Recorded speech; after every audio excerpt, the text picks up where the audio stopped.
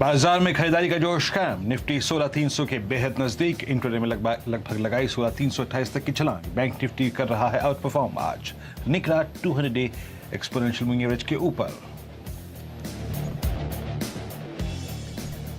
80 की लक्ष्मण रेखा लांघने के बाद रुपए में भी रिकवरी। फिलहाल 79.89 के स्तरों पर कर रहा है कारोबार। HDFC लाइफ के अनुमान से कमजोर नतीजे। पहली तिमाही में कंपनी का मुनाफा करीब 22% बढ़ा, लेकिन value of new businesses margin रहा अनुमान से कम। नतीजों के बाद शेयर बिल्कुल फ्लैट। HUL के नतीजे पहले FMCG शेयरों में दिखा दबाव। HUL के मुनाफे में 5.5% तो रेवेन्यू में 12% की बढ़त मुमकिन। महंगे कच्चे माल से वॉल्यूम पर हालांकि पड़ सकता है असर। कल आएंगे विप्रो के पहली तिमाही के नतीजे। 1% से ज्यादा बढ़ सकता है डॉलर रेवेन्यू। मार्जिन पर दबाव संभव। वहीं इंडसइंड बैंक के मुनाफे में करीब 40% का उछाल मुमकिन। NIMs में दिख सकती है सुस्ती। नई कंपनियों के विनिवेश की रफ्तार पड़ सकती है धीमी। सरकार का जोर। IDBI बैंक, BML जैसे पहले से तय कंपनियों के विनिवेश को निपटाने पर। CNBC आवाज की एक्सक्लूसिव खबर।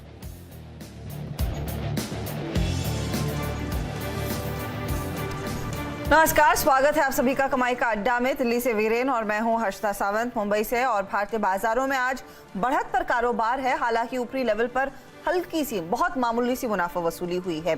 तो आज दिन की ऊंचाई 16,328 की थी। इस समय हम 16,300 के नीचे ट्रेड करते हुए दिखाई दे रहे हैं। फ्लैट है मार्केट, लेकिन 16 पॉइंट ऊपर। निफ्टी बैंक देखिए, निफ्टी बैंक में भी आज हमने एक अच्छा खासा तेजी का रुझान पकड़ा। और यहाँ पर जो हाई बना था वो करीब 35,634 का था। कूल ऑफ हुआ है तो करीब 110 अंकों तक की नरमी देखने को मिली है। तो निफ्टी बैंक अगर आप ध्यान देंगे तो निफ्टी की तुलना में ज्यादा बेहतर और आउट परफॉर्म करता हुआ दिखाई दे रहा है। आज एडवांस डिक्लाइन रेशियो लगभग 1.5:1 के आसपास है। मिड कैप्स में तेजी है, करीब 75 अंकों तक का इजाफा देखने को मिला है। हालांकि सेक्टोरली अगर आप इस बाजार की चाल को पढ़ने की कोशिश करेंगे तो आज फिर ऑयल मार्केटिंग कंपनियां, साथ ही साथ जो रिफाइनरीज हैं उनमें कुछ तेजी बनती दिखाई दी है। तो ऑयल इंडेक्स में थोड़ी सी खरीदारी के अंश। बैंकों में, सरकारी बैंकों के साथ साथ निजी बैंकों में कुछ तेजी के अंश बनते दिखाई दिए हैं, वो एक और पॉजिटिव है। और मिड कैप के साथ स्मॉल कैप्स में भी तेजी का ही आलम है। क्या नहीं चला उस पर आप गौर करिएगा। तो IT इंडेक्स में कुछ मुनाफा वसूली, FMCG कंपनियों में कुछ मुनाफा वसूली देखने को मिली है। और फार्मा काउंटर्स भी। तो जहां पर लोगों ने अच्छी खासी तेजी कमा ली है वहां पर हल्की हल्की प्रॉफिट बुकिंग भी हो रही है। ये फिलहाल सार है मार्केट का। आखिरी 1.5 घंटे में फिर क्या रणनीति होनी चाहिए उस पर हम डिटेल में बातचीत करेंगे। वेरी क्विकली आपको ग्लोबल तस्वीर भी दिखा दे, जहां पर डाउ फ्यूचर्स हल्की बढ़त, सिर्फ 32 पॉइंट ऊपर है। वीरो तो कुछ ज्यादा एक्साइटिंग सेकेंड हाफ के लिए है नहीं। अब किन लेवल्स को देखकर एक्साइटमेंट क्रिएट होगा ये बताइए। Good afternoon Harshita. और देखिए, एक्साइटमेंट सुबह से ही कायम है। और सबसे बड़ी चीज़ है हर्षिता, आप US के कल के बिहेवियर को देखिए। डाउ ने एक रिवर्सल लिया। हालांकि मैं हर्षिता ये मानता था, सुबह जिस लॉबी से मैं बिलोंग करता था, कि US में जो रिवर्सल आया था वो मोर और लेस टेक्निकल रिवर्सल था। दरअसल हम, आपको याद होगा हर्षिता, क्लोजिंग में हम बात कर रहे थे कि 31,600, प्लीज डाउ का लेवल लेके आइएगा, 31,600, 31,761। ये वीकली चार्ट्स पे, डेली चार्ट्स पे ऐसा जोन है जिससे रिवर्स होना US में डाउ का बहुत पॉसिबल है, लाइकली है। तो इसीलिए मैं घबराया नहीं आज सुबह। आई थिंक हर्षिता मेरी क्लियर कट अप्रोच थी। 125 अंक नीचे SGX निफ्टी डाउन था। हमारे पास क्या था? हमारे पास बहुत स्ट्रॉन्ग इंस्टीट्यूशनल फिगर्स थी। DIs, FIs बाय थे, इंडेक्स में FIs बायर थे। और हर्षिता, क्रक्स जानती है क्या था? क्रक्स ये था कि FIs ने एक सब्सटेंशियल कॉल लॉन्ग की थी और सब्सटेंशियल पुट शॉर्ट की थी। वो डेटा एक कन्विक्शन दे रहा था। मेरी अप्रोच यही थी, अगर 131, 141 माफ कीजिएगा और 150 वॉलेट ना हो तो बाय करेंगे। ओपनिंग के बाद हमने अप्रॉक्सीमेटली 15 मिनट बाद एक ट्रेड लिया। वो था ट्रेड 16,240 के रेंज में। और हम 328 तक का एक मूव देख के आ चुके हैं। मेरा इंट्राडे एक स्विंग का पिवट लेवल था करीब 16,333। तो हम मोर और लेस वो रेंज अप्रोच कर चुके हैं। अब क्या करें? निफ्टी पे अगर आप लॉन्ग हैं, मैंने 2 बजे भी आपसे यही समरी 12 बजे भी यही समरी शेयर की थी, स्टे लॉन्ग। Stay long. और थोड़ा सा अगर आप देखिए, अगर आप प्रॉफिट्स बुक कर रहे हैं दैट इज समथिंग डिफरेंट, वो एक इंडिविजुअल मैटर होगा। लेकिन अगर हमें लेवल की बात करनी है तो स्टे लॉन्ग की अप्रोच इसलिए रखिए क्योंकि बहुत स्ट्रॉन्ग चांसेस हैं हर्ष कि हम 427 की रेंज को एक बार अटेम्प्ट करेंगे। और आप अगर लॉन्ग हैं तो इस लेवल पे थोड़ा सा फोकस कीजिए। और स्टॉप लॉस याद रखिएगा, आपको अपने ट्रेड को मनूवर करने के लिए थोड़ा सा रूम देना पड़ेगा। स्टॉप लॉस डीप आएगा और वो आता है करीब करीब आज का इंट्राडे लो, और आज की अगर आप देखें 16,240,210 की रेंज में। अब हर्ष साहब ऑप्शन स्टेट्स देखिए क्या कहते हैं। बहुत strong put writing at the money puts में हो रही है। और एक और चीज़ ये है कि हमें बैंक्स का पूरा सहारा मिल रहा है। रिलायंस आज रेस्ट्रिक्टेड डाउनसाइड के साथ ट्रेड कर रहा है, अपने हायर एज को टेस्ट कर रहा है। आपकी स्क्रीन पे हर्ष आप देखिए 16,300 के पुट राइटर का कन्विक्शन देखिए क्या स्ट्रॉन्ग है। 61 लाख का आउटस्टैंडिंग हुआ है। लेकिन एक चीज़ है याद रखिएगा, 16,300 का कॉल राइटर, यहाँ पे आप उसे कॉल राइटर मत कहिए, कुछ हद तक एट द मनी कॉल में बाइंग भी है। और इसका कारण ये है कि उधर आपका बैंक निफ्टी जो है वो 200 डेमा क्रॉस कर चुका है। तो मुझे ये डेटा जो है ऑप्शंस का इम्प्रेस कर रहा है हर्षता, और मैं अगर आप लॉन्ग हैं तो लॉन्ग रहने की वकालत करूंगा for a possible target swing of 427 on the higher side, that is 100 day exponential moving average.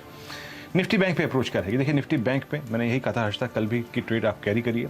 आज मॉर्निंग में कहा था फ्रेश बाय बाद में करेंगे, कल के लॉन्ग्स को होल्ड करिए। और हमने ट्रेड लिया करीब करीब 410 के ऊपर, 35,410 के ऊपर, और वो था हमारा 200 डे एक्सपोनेंशियल मूविंग एवरेज। आज सुबह गिरावट थी, नहीं तोड़ा इसने 35,000, नहीं तोड़ा इसने 35,109। 35,000 पुट राइटर का जोन था, 35,109 जो था वो आपका 100 डे एक्सपोनेंशियल मूविंग एवरेज था। ये सिंक नहीं हुआ, उसके बाद 410 काटा, हमने बाय ट्रेड लिया, अच्छा स्विंग मिला। अभी का डेटा क्या कहता है?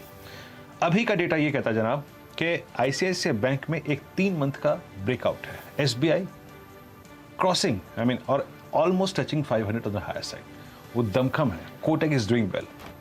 तो ऑप्शन डेटा बहुत स्ट्रॉन्ग है हर्षदा, और यहाँ पे 35,000 का पुट राइटर जो कल बहुत एक्टिव था वो तो है ही है। अब जो आपकी स्क्रीन पे आएगा वो ये है कि 35,500 का पुट राइटर जो कि अपने अंदर इंक्लूड कर रहा है 200 डे एक्सपोनेंशियल मूविंग एवरेज को, जो कि करीब 35,410 पे प्लेस्ड है, उसका कन्वर्शन बहुत स्ट्रॉन्ग है। हर्षदा आप अपनी स्क्रीन पे एक चीज देखिए, सबसे बड़ा बिल्डअप कहां है? सबसे बड़ा बिल्डअप है 28-33 का intraday with 33-81 outstanding OI of 35,500 put option.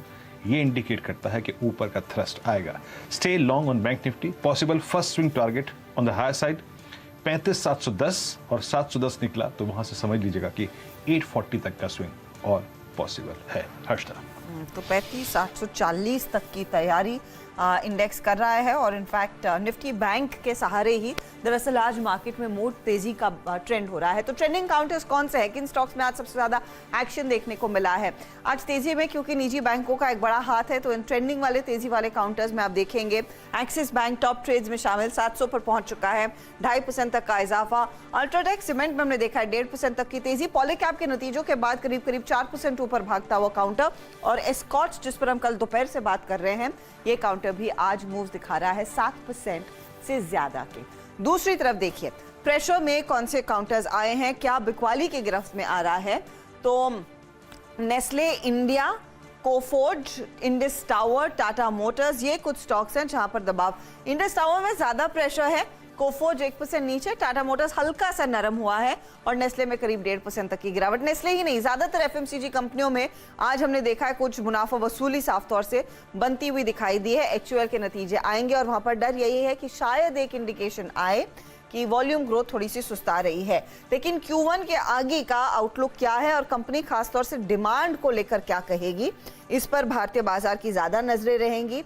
Urban areas में तो रिकवरी हमेशा से थी, क्या ग्रामीण इलाकों में पिकअप देखने को मिल रहा है, उस पर भी ध्यान दिया जाएगा। तो वो कमेंट्री बहुत ही इंपॉर्टेंट रहेगी बाकी के सेक्टर के लिए, और उसी इंतजार में लोग थोड़े से साइड लाइन्स पर बैठे हैं। अब हम बात करेंगे हमारे जानकारों से जो आपको बताएंगे आज आपकी क्या ट्रेडिंग रणनीति होनी चाहिए। तो फंडामेंटल पर्सपेक्टिव हम मयूरेश जोशी से लेंगे, इसके अलावा असित बरनपति, प्रकाश काबा, मानस जायसवाल, श्रीकांत चौहान, रचना वैद्य, ये सब हमारे साथ होंगे जो आपको बताएंगे डिटेल में आपकी क्या रणनीति होनी चाहिए। इनफैक्ट आशीष बेहती भी आज कार्यक्रम का हिस्सा बनेंगे। आगे प्रकाश दीवान से बातचीत होगी जरूर। और ऑफ कोर्स कल के जो नतीजे हैं, कल का याद रखिएगा एक इवेंटफुल डे है। एक तो विप्रो के नतीजे आएंगे, दूसरी तरफ इंडसइंड बैंक, ये कुछ दिग्गज कंपनियां हैं जिस पर आप ध्यान दें। उनमें एक्शन बनता हुआ दिखाई दे सकता है। प्री नंबर्स तो आशीष से समझेंगे कि विप्रो क्या पोस्ट करेगा, और एक लंबी लिस्ट है मिड कैप्स की भी, कैश मार्केट वाले काउंटर्स की भी, वायदे वाले काउंटर्स की भी, जिनके नतीजे आने वाले हैं। सब पर कोशिश होगी नजरें बनाने की। लेकिन फिलहाल ट्रेड्स लेना शुरू करते हैं वीरू। जी हर्षता, और शुरुआत करते हैं मानस से। मानस, गुड आफ्टरनून कार्यक्रम में स्वागत है आपका। मानस, आपकी अप्रोच क्या है इस वक्त और क्या ग्रिप करके चल रहे हैं आप? कौन सा ट्रेड पिक करेंगे? देखिए, अगर हम मार्केट की अप्रोच की बात करें तो वो तो बिल्कुल पॉजिटिव लगता है। कंसोलिडेशन पिछले करीब 1-1.5 घंटे से हम देख रहे हैं, लेकिन मेरा समझना है कि हमें ऊपर की तरफ का ब्रेकआउट बहुत जल्द देखने को मिलेगा। और निफ्टी बहुत पॉसिबिलिटी है कि 100 डे मूविंग एवरेज को टेस्ट करने की कोशिश करे, जो कि 16,425-450 की रेंज में है। लेकिन बेहतर अगर हम बात करें तो बैंक निफ्टी काफी बेहतर लग रहा है। बैंक निफ्टी ने 200 डे मूविंग एवरेज ब्रीच किया है, हायर टॉप्स हायर बॉटम्स का कंफर्मेशन है, और जितने भी लार्ज कैप बैंकिंग स्टॉक्स हैं वहां पर बहुत ज्यादा स्ट्रेंथ लग रही है चार्ट्स पे। तो फोकस जो है वो बैंकिंग रहेगा। मेरे हिसाब से तो आप निफ्टी या बैंक निफ्टी दोनों में से किसी का भी कॉल ऑप्शन चूज कर सकते हैं एट द मनी। वहां पर आपको बेहतर रिटर्न 1 से 2 दिनों में मिलने चाहिए। जो कन्विक्शन आइडिया है वो बैंकिंग स्पेस से है, और जो छोटे बैंकिंग स्टॉक्स हैं वहां पर भी आपको स्ट्रेंथ देखने को मिल रही है। आरबीएल बैंक की बात कर लीजिए या बंधन बैंक की बात कर लीजिए। सबसे बेहतरीन इस टाइम अगर हम इस स्पेस की बात करें तो बंधन बैंक लग रहा है, क्योंकि बंधन बैंक में बड़े कंसोलिडेशन के बाद अपने 20 डे मूविंग एवरेज को ब्रीच किया है। इनवर्स सेलेंशियल पैटर्न का ब्रेकआउट है। तो आई थिंक करंट लेवल्स पे बंधन बैंक में खरीदारी करनी चाहिए। स्टॉप लॉस 280 रुपए के नीचे लगाइए और 300 रुपए तक के टारगेट आप सेट कर सकते हैं, जो कि स्टॉक का 100 डे मूविंग एवरेज है। यहाँ पर आप ऑप्शन ट्रेड भी ले सकते हैं। 290 का कॉल ऑप्शन लीजिए, 8 रुपए के आसपास ट्रेड कर रहा है। यहाँ पर 4 रुपए के नीचे का आपको 4 रुपए के आसपास का स्टॉप लॉस रखना है। ऊपर की तरफ 15 से लेकर 20 रुपए तक के भाव देखने को मिल सकते हैं। जी, तो आपकी स्क्रीन पर आप देखिए बंधन बैंक का ट्रेड। आपको याद होगा क्लोजिंग में हमने कल डिस्कशन किया था। बंधन बैंक कल 20 डेमा के ऊपर क्लोज हुआ था। कल एक बहुत स्ट्रॉन्ग रिफ्लेक्शन दिया था इसने कि मैं इस ट्रेजेक्टरी से बाहर निकल रहा हूँ। और देखिए, मैं ज़्यादा वक्त नहीं खाऊंगा। एक शख्स जो है थोड़े से परेशान है इस वक्त, और वो है प्रकाश काबा जी। सर नमस्कार, कार्यक्रम में फिर स्वागत है आपका। आप बर्थडे बॉय हैं और आप निकलने को बेकरार हैं। गोवा की आपकी फ्लाइट है। सर नमस्कार, जल्दी से ट्रेड दीजिए। Thank you, thank you. मेरा स्टॉक जो चुना है मैंने वो है भारती एयरटेल। उसका रीजन ये है कि 2-3 दिन से एक अप मूव देख रहे हैं। आज गैप अप तो खुला, फिर नीचे आया, लेकिन सपोर्ट मिला उसको कल के क्लोज के आसपास, और फिर एक तेजी देखी हमने। इसमें स्ट्रेंथ है, स्ट्रेंथ बरकरार रहनी चाहिए। मुझे इसका टारगेट 690 तक नजर आता है। वहां तक जा सकता है, कल तक जा सकता है ऐसा लगता है। स्टॉप कितना होगा? 665 का स्टॉप लगा चले तो मेरे ख्याल से भारतीय एयरटेल में एक अप मूव मिलना चाहिए। भारतीय एयरटेल में तेजी का ट्रेड। काबा साहब, good afternoon. Wish you a happy birthday sir. Thank you. With good health, बहुत सारी खुशियां और बहुत सारे एडवेंचर्स। हार के आगे आप कुछ और भी इंटरेस्टिंग करें। स्कीइंग तो आप जाते ही हैं, तो कुछ और क्रॉस कंट्री ड्राइविंग हो, कुछ और एक्साइटिंग हो। किसी दिन मेरे साथ स्कूबा डाइविंग के लिए चलिएगा, तो इंटरेस्टिंग रहेगा। अच्छा ये बताइए, गोवा का प्लान पहले से बना था या फिर काम से जा रहे हैं? काम से। एक्चुअली वहां पर एक लेक्चर है कल वॉर कॉलेज में, तो हर साल जाता हूं, तो इस बार उन्होंने मिड वीक रखा। वैसे मैं कोशिश करता हूं कि सैटरडे हो, तो इसलिए लेक्चर काम के लिए वर्क इज वर्शिप, और आपसे एडवेंचर। वाओ, आपका जो एडवेंचर कुछ अलग ही लेवल पर है। One day we will go together. हाँ डेफिनेटली सर। बट फिर एक दिन ही वापस आ जाएंगे या फिर वीकेंड तक रुकेंगे? नहीं, कल शाम को वापस, बिल्कुल। ओहो गावा जी, आज शाम को जा रहे हैं, रहेंगे रात को। सुबह एक लेक्चर है 11 बजे, उसके बाद immediately take a flight and come back. गावा जी आप ना प्रेशर डाल देते हो, फिर ऐसी चीजें बाकियों को भी करनी पड़ती है। जरूर जाता, और शायद आप लोग के साथ भी चलता, लेकिन work I think we have to give back to society what we have. They वो people who won your uniform. आपके फादर भी तो एक जनरल रह चुके हैं जी, उनके लिए रिस्पेक्ट कुछ अलग ही है जी। हाँ, no I am completely with that कि आप वॉरफेयर कॉलेज जा रहे हैं, वहां पर लेक्चर दे रहे हैं, उसके बाद चिल कीजिए। आपको तुरंत बॉम्बे आने की क्या जरूरत है? मैं ये कह रही हूँ, इतना प्रेशर आप हम पे मत डालिए ना।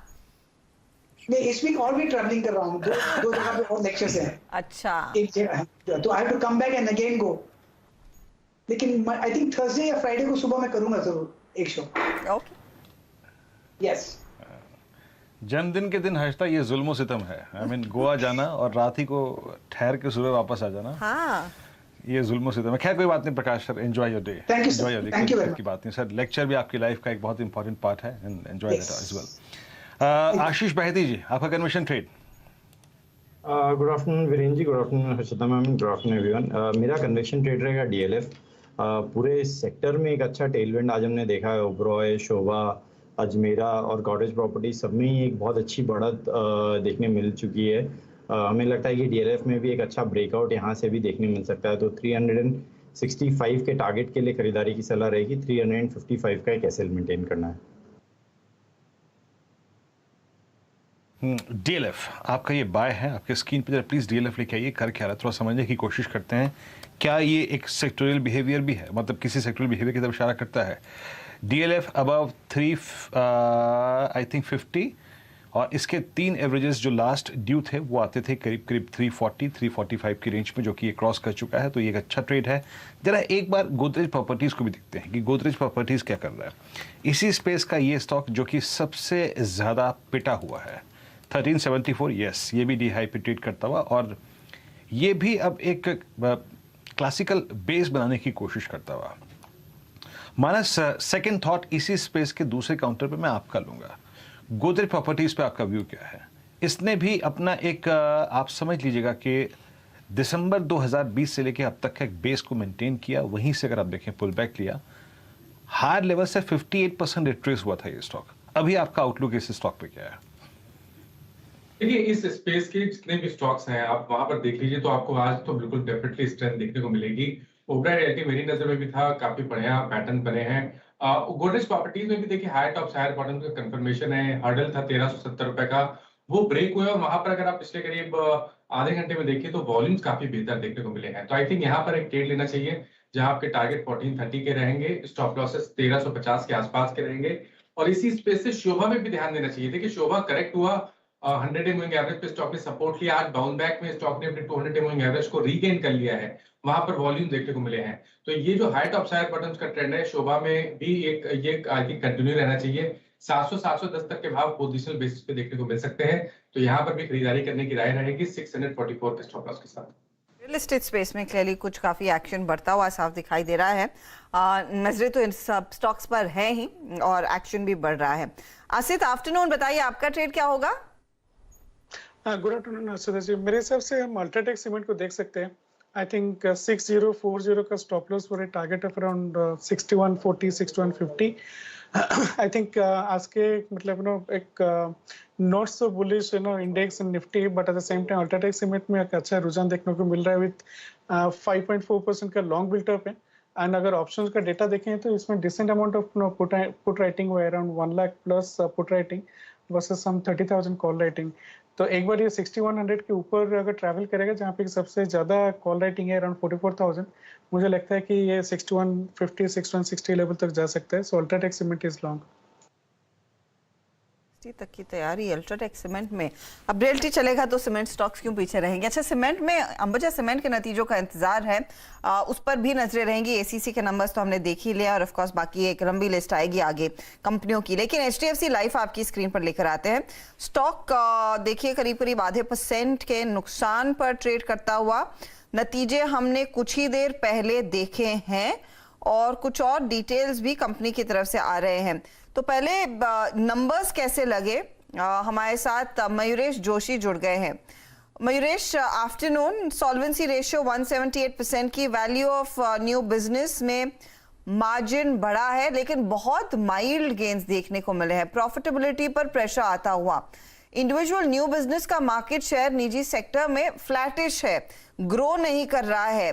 कुल एनुअल प्रीमियम अर्न्ड हाउएवर बढ़ता हुआ दिखाई दिया है और वीएनबी देखिए 408 का 510 के आसपास आया। तो वीएनबी में ग्रोथ है लेकिन वीएनबी मार्जिन करीब 70 बेसिस पॉइंट ही बढ़ा है। इन नंबर्स को आप कैसे रेट करेंगे? और स्टॉक के साथ प्रॉब्लम तो हम सब जानते हैं, बीच में चला उसके बाद फिर साइडवेज हो चुका है, अब 1% फिसल गया।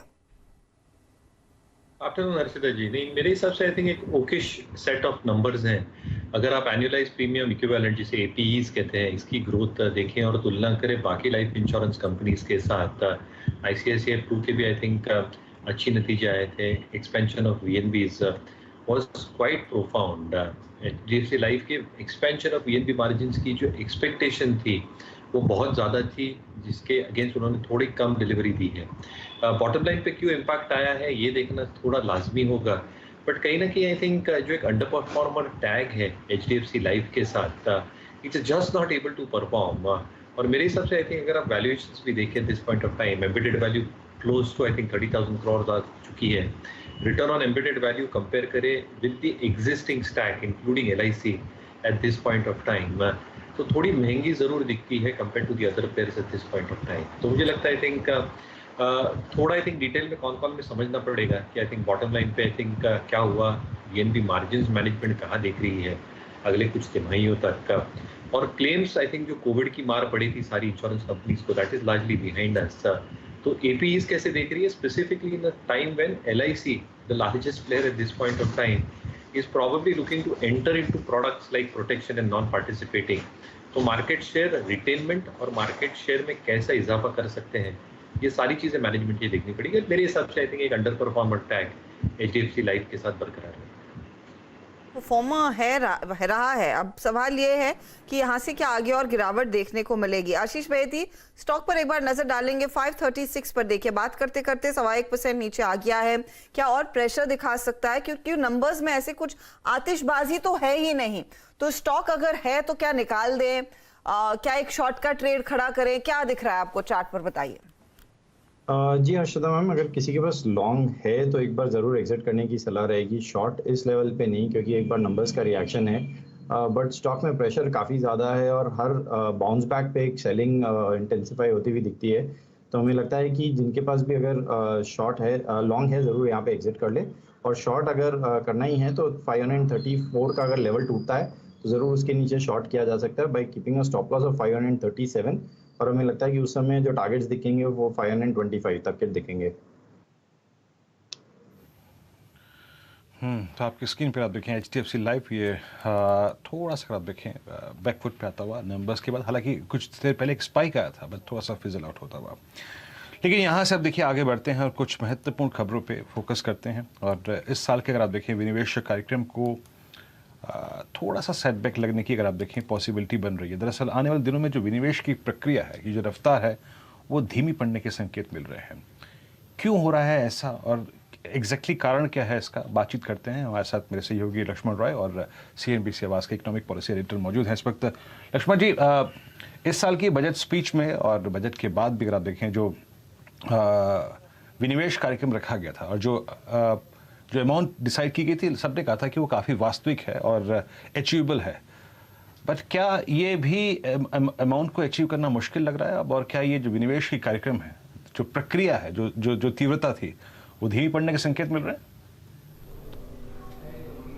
बिल्कुल आपने सही कहा कि जो लक्ष्य रखा गया था, अब स्थिति है कि उस लक्ष्य को पाना भी काफ़ी हद तक मुश्किल दिख रहा है। अभी चूंकि कारोबारी साल खत्म होने में मुझे लगता है 8 से 9 महीने बचे हैं, इसलिए मैं अभी कहना नहीं चाहता कि लक्ष्य पूरा नहीं कर पाएगी सरकार, लेकिन पूरा ना करे तो मुझे आश्चर्य नहीं होगा।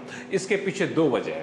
पहली वजह तो ये कि अब विनिवेश को लेकर के सरकार के भीतर जो अलग अलग विभागों से मैंने बातचीत की, जिसमें विनिवेश विभाग भी शामिल है, तो मुझे लगता है कि विनिवेश को लेकर अब वो आक्रामकता नहीं दिख रही है मुझे विभागों में। और इसके पीछे कई वजह है। एक तो एलआईसी पर जिस तरीके का सरकार को थोड़ी सी निराशा हाथ लगी, तो सरकार को भी लगता है अब जल्दीबाजी में सिर्फ इस वजह से कि हमने ऐलान कर दिया विनिवेश करना है, विनिवेश ना किया जाए। और मार्केट की स्थिति को लेकर के भी सरकार को लगता है कि अगले कुछ महीनों तक इस चालू कारोबारी साल तक शायद स्थिति डवाडोल रहे, तो इसलिए इस हालात में विनिवेश ना किया जाए।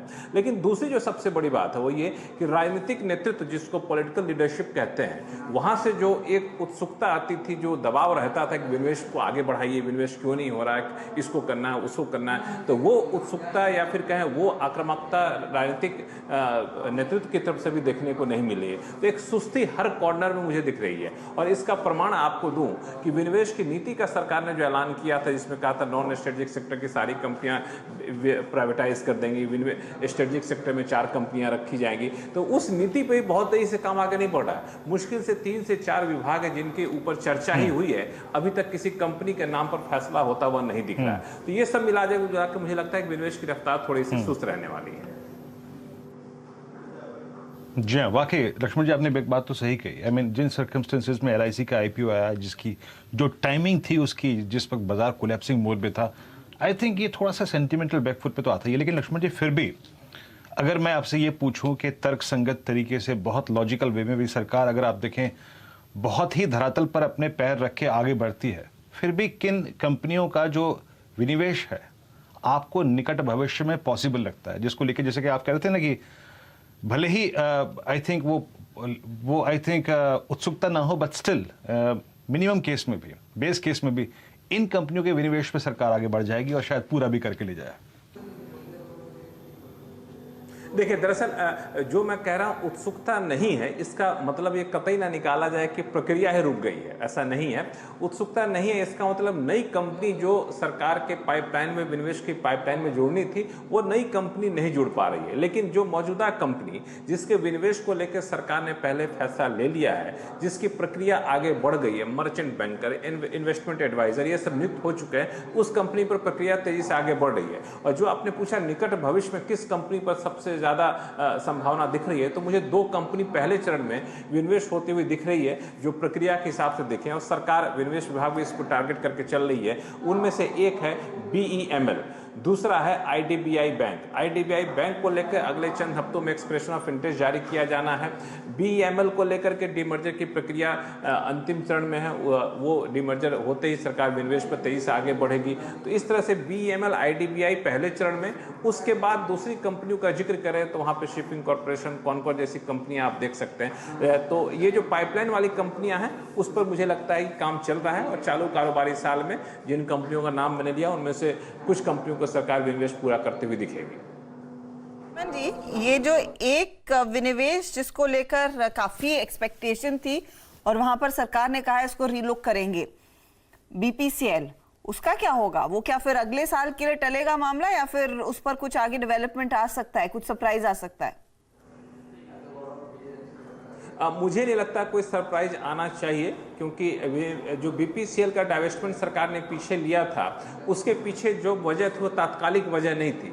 वो वजह जो थी वो एक दीर्घकालिक वजह थी, लॉन्ग टर्म प्रॉब्लम है कि अब कंपनियां या दुनिया भर के इन्वेस्टर्स अब ऑयल एंड गैस सेक्टर में नया निवेश नहीं करना चाहते, क्योंकि ग्रीन एनर्जी की तरफ, रिन्यूएबल एनर्जी की तरफ हम आगे बढ़ रहे हैं। जब उस फॉर्मूले को देखें तो ऐसा तो नहीं है कि अचानक से फिर निवेश करना शुरू कर देंगे investors oil and gas sector में, BPCL का विनिवेश कर देंगे। अब BPCL के विनिवेश को लेकर सरकार की रणनीति बदल रही है। रणनीति इस तरीके से बदल रही है कि इसके अलग अलग हिस्से करके अलग अलग हिस्से को हम विनिवेश करते हुए आगे बढ़े, लेकिन इस पूरी रणनीति को अमली जामा पहनाने में, आगे बढ़ने में लंबा वक्त लगेगा। तो मुझे चालू कारोबारी साल में BPCL के ऊपर कोई ठोस कदम उठता हुआ नहीं दिख रहा। शुक्रिया लक्ष्मण, हमारे लिए समय निकालने के लिए और ये अपडेट देने के लिए। राधा, BPCL तो इस साल नहीं होगा, इसका डाउट था, लेकिन अब सरकार भी कह रही है कि हम थोड़ा सा इजी ले रहे हैं डिसइन्वेस्टमेंट के प्रोग्राम को, तो BPCL is out of question. हाँ, प्रायोरिटी देंगे BEML, IDBI bank, shipping corporation और कॉनकॉर इसी ऑर्डर में। हम सब जानते हैं, वो उम्मीद तो हो रही थी कि कॉनकॉर के लिए सरकार की कैबिनेट की बैठक होगी और लैंड यूज लाइसेंस फीस को लेकर कुछ मामला निकल कर आएगा। अभी तक वो हुआ नहीं है। याद रखिएगा, कल कैबिनेट की बैठक है, आई डोंट नो वो उस पर विचार होगा या नहीं। लक्ष्मण कुछ और डिटेल्स जब लेकर आएंगे तो उनसे बात करेंगे इस पर। लेकिन मयूरेश, आपका स्टांस इन 4 कंपनियों पर, जो टल रहा है मामला उसको छोड़ दीजिए, BEML, IDBI bank, SCI, Concor, ये तो नाम हम सालों साल से सुन रहे हैं। होपफुली इस साल वो विनिवेश होगा, इनमें पोजीशन आपकी है? आप अपने क्लाइंट्स को क्या एडवाइस कर रहे हैं? नहीं, तो आई थिंक IDBI बैंक की भी हम काफी देर से सुन रहे हैं इसके बारे में। तो मुझे लगता है I think the most probable candidates, अगर सरकार कुछ कर सकती है तो वो है शिपिंग कॉर्पोरेशन और वो है container corporation. Obviously I think जो हम डेडिकेटेड फ्रेट कॉरिडोर्स की बात कर रहे हैं, जिस तरह से आई थिंक डबल स्टैकिंग हो रहे हैं, जो पोर्ट डेवलपमेंट्स हो रहे हैं, I think this should be a good divestment going forward, क्योंकि इसके प्रोस्पेक्ट्स काफी अच्छे लग रहे हैं and the company is also working towards that. As an example, I think Concor ने 465 करोड़, हर्षदा जी, भरे हैं in terms of land licence fee. तो आई थिंक इधर कुछ राहत उनको मिलती है तो डेफिनेटली आई थिंक एक बॉटम लाइन पे सपोर्ट होता है। Eight the same time I think जैसे आप इंफ्रास्ट्रक्चर डेवलपमेंट की बात करते हैं, BEML also becomes a very very important and integral component. जो ये मशीन्स डेवलप करते हैं डिफेंस के लिए, इंफ्रास्ट्रक्चर के लिए, माइनिंग कंस्ट्रक्शन के लिए, इंफ्रास्ट्रक्चर रिक्वायरमेंट और जो गवर्नमेंट केपेक्स आने वाला है ना सिर्फ ये साल, बट ये नहीं भूलना चाहिए कि 1.25 साल में इलेक्शंस आने वाले हैं and government I am pretty sure अगले बजट में बहुत ज़्यादा एलोकेट करने वाली है in terms of capital expenditure schemes. तो I think infrastructure related growth काफ़ी तगड़ी होने वाली है अगले कुछ वर्षों के लिए। तो BEML also can be a very very good potential candidate. और शिपिंग कॉर्पोरेशन जैसे हम देख रहे हैं, आई थिंक जो सारी कंपनीज कंटेनर और लॉजिस्टिक इश्यूज से जूझ रही है, SCI के पास जो एक SOTP वैल्यू है उनकी लैंड बैंक की, उनके अदर इन्वेस्टमेंट्स की, आई think it is far far greater than what it is eight this point of time. इसलिए वैल्यू भी रहेगी इन्वेस्टर्स को even if the divestment goes through. तो मुझे लगता है आई थिंक ये 3 प्रोबेबल अच्छे कैंडिडेट्स हो सकते हैं गवर्नमेंट के हिसाब से। जी चलिए, तो अब यहाँ से इन विनिवेश की खबरों के, और आई थिंक अभी VPCL पे हर्षदा ने एक प्रश्न किया, बाकी हमने shipping corporation of India, BEML और IDBI बैंक की बात करी। BEML आपकी स्क्रीन पे 1344 पे, आई थिंक अगर सामान्य स्थिति में भी अगर आप सरकार आगे बढ़ती है तो इन कंपनियों का विनिवेश सबसे पहले पॉसिबल है। BEML at day high. एक काम करते हैं, यहाँ से विषय को मोड़ते हैं, थोड़ा सा ट्रेड से फोकस करते हैं। हमारा सेगमेंट खास 4 का चौका, और इसमें पहला ट्रेड सस्ता ऑप्शन मानस जायसवाल जी के सौजन्य से आएगा। और मानस, आपकी सहायता करने के लिए एक और चीज़ बड़ी अच्छी हो रही है कि बैंक निफ्टी डे हाई पर है। Let's enjoy bank Nifty and आपका ट्रेड।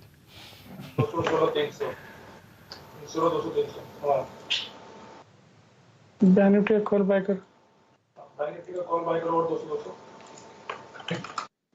एक ब्रेकआउट के बाद के पास आ गया है। 220 रुपए का जो एक रेजिस्टेंस था, कैन बैंक उसको ब्रेक करने की कोशिश कर रहा है। तो यहाँ पर आपको कैन बैंक में खरीदारी करनी है। 220 का कॉल ऑप्शन खरीदेंगे। 6 रुपए के आसपास ट्रेड हो रहा है। यहाँ पर 3 रुपए के स्टॉप लॉस से कम 12 रुपए के टारगेट सेट करेंगे।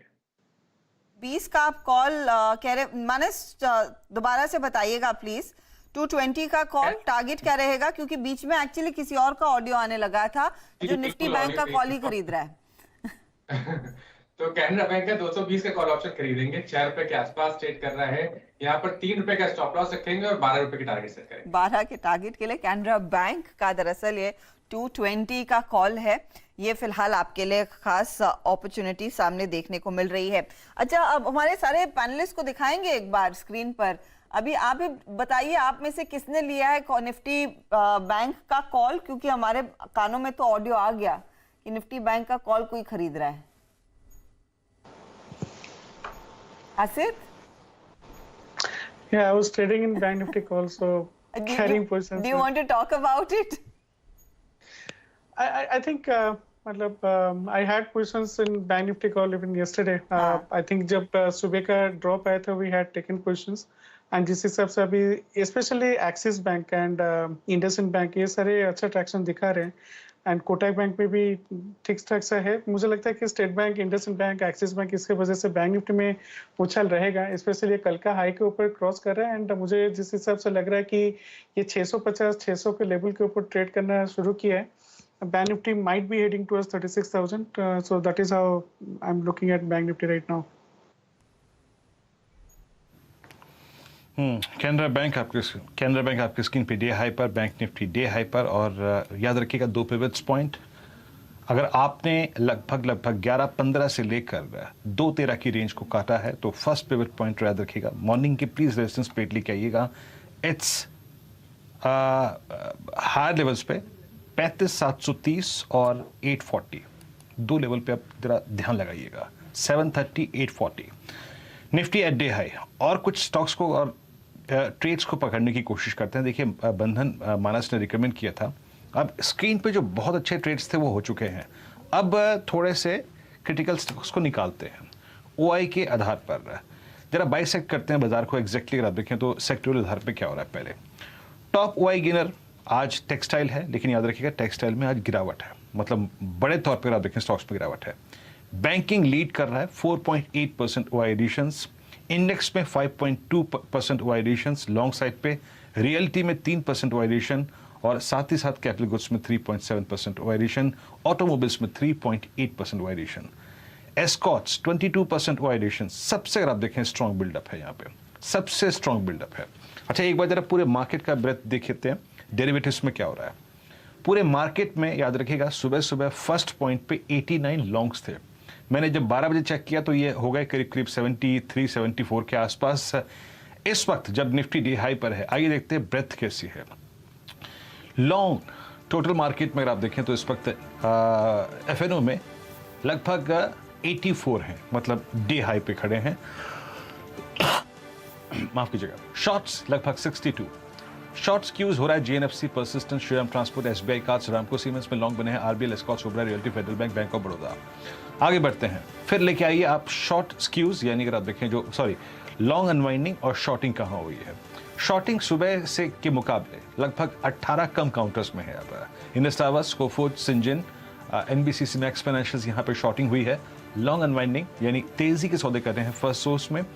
जब भी ये डेटा आप देखें तो अपने प्लीज स्टॉक को जरा खोजिए, उसमें कहीं आप किसी गलत स्टॉक में तो नहीं है, एक बहुत स्ट्रॉन्ग दिन में। तो ये है, अगर आप देखें वो शॉर्ट के कैंडिडेट्स। प्लीज जरा एक बार लेके आइए आप आपकी स्क्रीन पे second top why gainer of auto space, Escorts हो गया। फिर लेके आइए आप एमएनएम।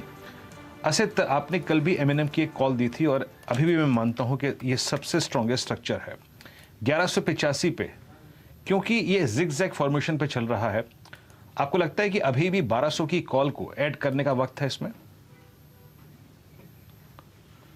वीरेन जी 1200 का कॉल ले सकते हैं एमएनएम में। एमएनएम कल नहीं चला था, आई थिंक हमने जो कॉल लिए थे, बट एमएनएम इज लुकिंग की नॉट ओनली 1200, मुझे लगता है कि एज लॉन्ग एज 1140-50 के जोन के ऊपर है, पोजिशनली वी विल सी 1250 का range in M&M. So I am bullish on M&M. 1200 का कॉल हम ले सकते हैं इस एक्सपायरी का। ओके, ये 1200 का कॉल है, याद रखिएगा बहुत सस्ता है, बहुत एक्सपेंसिव नहीं है। और अभी भी आप समझ लीजिए कि हमारे पास 2 हफ्ते हैं, मतलब नेक्स्ट गुरुवार तक का वक्त है, एम्पल टाइम में। अच्छा असीत, आपके पास एक ट्रेड है, पहले उससे बात कर लेते हैं, फिर आएंगे दूसरे ट्रेड पे। आपका ट्रेड क्या है? वीरेन जी, मैं एक्सिस बैंक के बारे में बात कर रहा था। आई थिंक एक्सिस बैंक एक क्रिटिकल लेवल के ऊपर क्रॉस कर रहा है, दैट इज 700 के लेवल। मुझे लगता है कि एक्सिस बैंक अगर हम इसको बाय करेंगे फ्यूचर में with a stop loss of around 697 के लेवल, काफी टाइट स्टॉप लॉस रखेंगे for a target of around 710। मुझे लगता है कि एक्सिस बैंक में जिस हिसाब से राइटिंग का डेटा भी आ रहा है, that is quite bullish, and Axis bank and SBI are the kind of front runner to tech bank Nifty higher for at least today session. मुझे लगता है कि एक्सिस बैंक में अच्छा ट्रैक्शन देखने को मिल सकता है, तो 4-5 पॉइंट का stop loss for a target of around 710। Overnight risk carry नहीं करना चाहता तो हम इसको अंत में काट भी सकते हैं, जो भी जितने भी प्राइस में रहेगा, और with trailing stop loss. But axis bank is looking very good. Axis bank है मजबूत, 710 की तैयारी कर रहा है ये काउंटर, तो उस पर आप नजरें रखिएगा।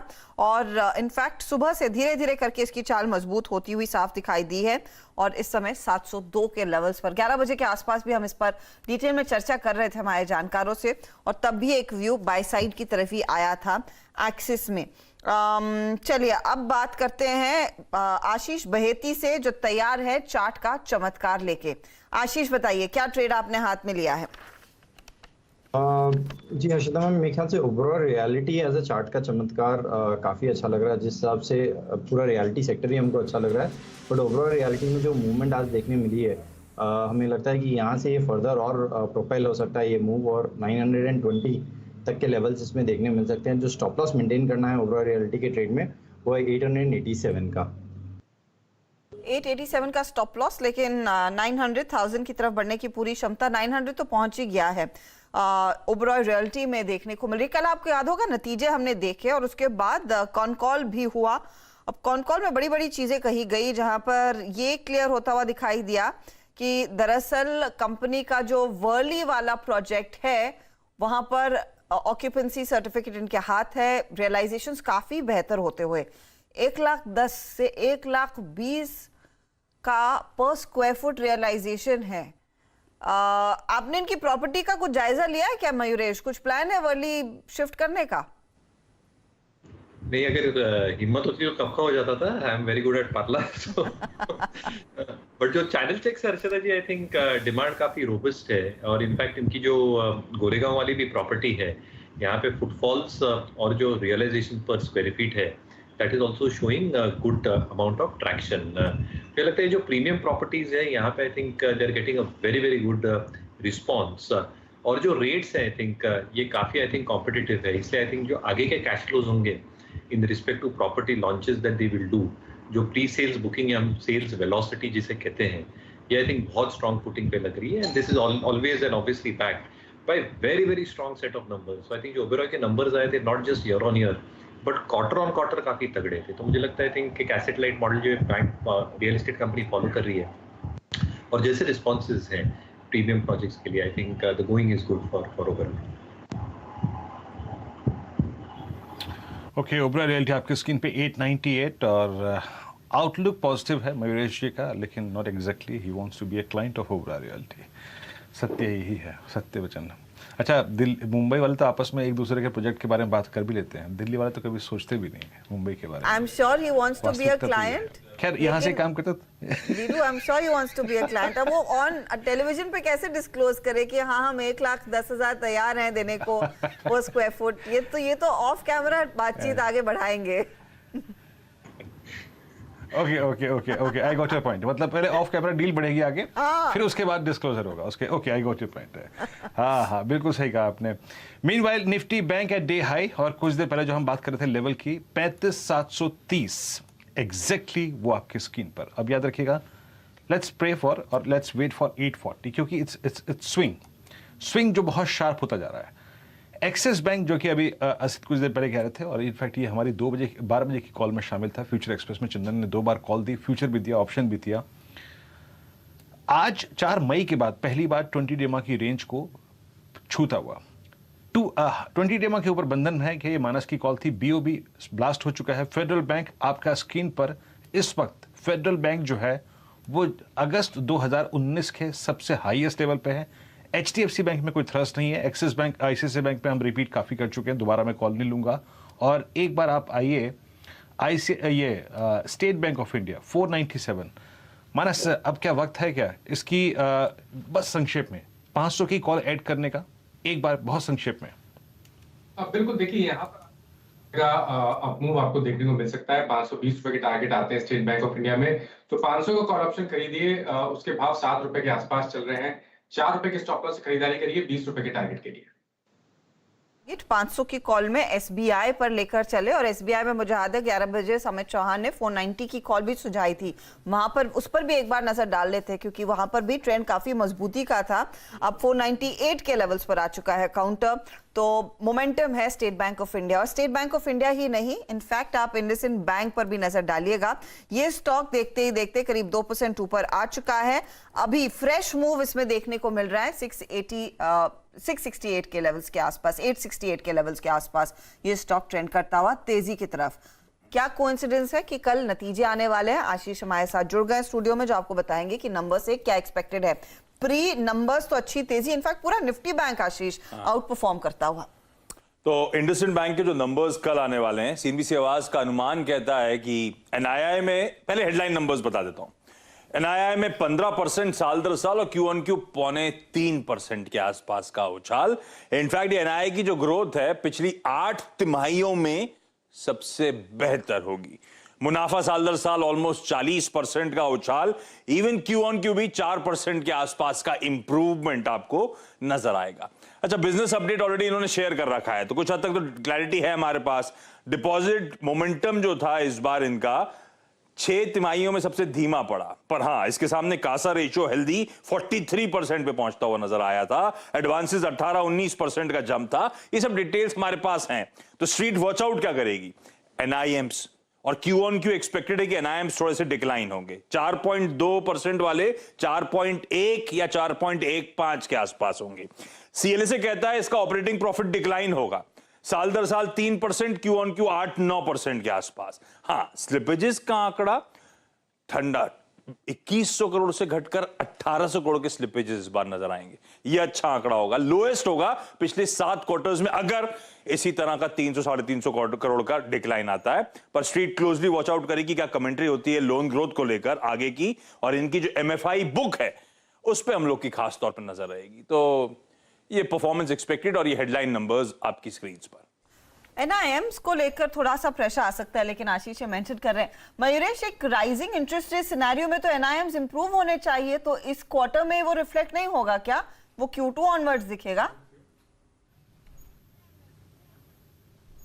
इंप्रूवमेंट Q2 ऑनवर्ड्स हर्षिता जी, दो चीज होती है आई थिंक, जो इनका एसेट लायबिलिटी मिक्स होता है, ये जो रीबैलेंसिंग करते हैं आई थिंक एक लैग इफेक्ट के साथ होता है। तो इसलिए आई थिंक जो डिपॉजिट के दर और लोन्स के दर जो बढ़ते हैं, I think they have to recalibrate and recalculate, क्योंकि जो डिपॉजिट्स मैच्योरिटी पे आते हैं कैसे प्राइसिंग की जा सकती है, कौन से डिपॉजिट्स क्या बकेट में है, ये सारी चीजें आई थिंक बैंक्स की एसेट लायबिलिटी कमिटी देखती है। तो आई थिंक जो एक रीएडजस्टमेंट होगी ये सेकंड क्वार्टर के बाद ही होगी।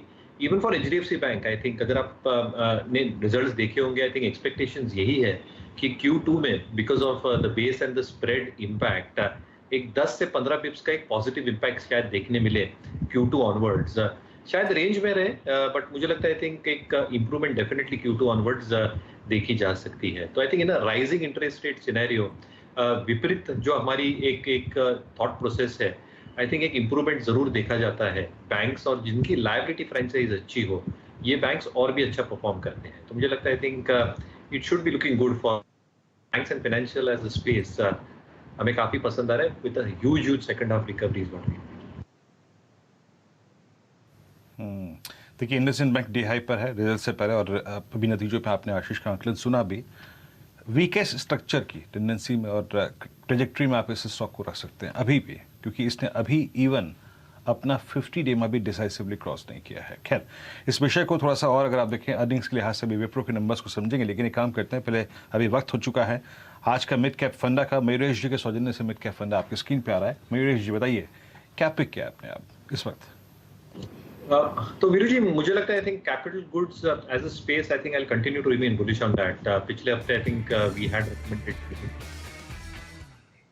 Thermax इज वन काउंटर जो हमारी टीम को काफी अच्छा लग रहा है। दो चीजें हो रही है, एक आई थिंक जो इनकी ऑर्डर बुक है, रेवेन्यू विजिबिलिटी पिछले 12 महीनों के हिसाब से आई थिंक 7% के आसपास है। जो है नए प्रोजेक्ट्स और प्रोडक्ट्स वाले बिजनेस में आई थिंक पूरे कर रहे हैं, ऑलरेडी 50% है टॉप लाइन की। बट ये जो छोटे छोटे ऑर्डर्स ले रहे हैं, वाटर, वेस्ट मैनेजमेंट एक्सेट्रा, ये हायर मार्जिन ऑर्डर रहते हैं, और इसलिए आई थिंक इनकी जो मार्जिन इंप्रूवमेंट होगी ये ड्रास्टिकल इंप्रूवमेंट दिखेगा सेकंड हाफ से। क्या ये तिमाही में थोड़ा मार्जिन प्रेशर देखने मिलेगा? सारी कंपनीज के लिए देखने मिलेगा, बट मुझे लगता है आई थिंक जो सेकंड हाफ रिकवरी होगी ये काफी तगड़ी हो सकती है। And at the same time I think जो ROE इंप्रूवमेंट होगी that can be huge as well for this company as well. तो मुझे लगता है I think capital goods as a space पे नजर रहनी चाहिए।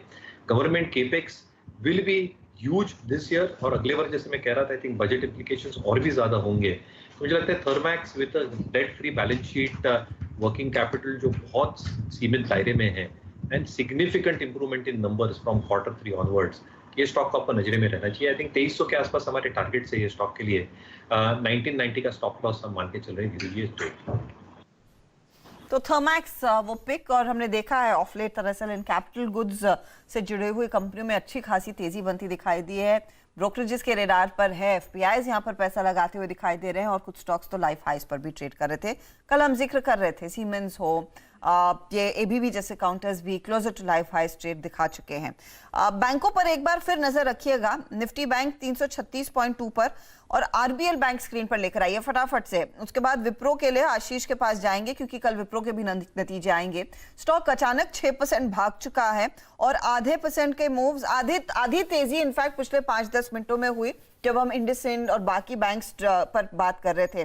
मानस, आपने बंधन पर एक बाय कॉल दिया था, क्या RBL भी आपके रेडार पर आ रहा है? बिल्कुल, देखिए उस टाइम पे दोनों बैंक के बारे में बात हुई थी, मैंने RBL बैंक के बारे में भी बोला था। देखिए क्योंकि कंफर्ट आ रहा था बंधन बैंक के साथ, क्योंकि स्टॉक ने अपने 20 डे मूविंग एवरेज को ब्रेक कर दिया था। RBL बैंक ने अपने 20 डे मूविंग एवरेज को जस्ट टेस्ट किया था, इसलिए मैंने वहां पर रिकमेंडेशन नहीं दिया। लेकिन अभी भी आपको मेरे हिसाब से तो यहाँ पर एक अच्छा खासा आपको देखने को मिल सकता है। पॉसिबिलिटी बहुत ज्यादा है कि पहले तो 50 डे मूविंग एवरेज जो कि 97 रुपीज के आसपास है वो टेस्ट होंगे। उसके बाद जो एक गैप 13 जून को एक बना था, शायद स्टॉक उसको फिल करने की कोशिश करेगा, और उस केस में शायद 105 से लेकर 110 की रेंज भी देखने को मिल सकती है।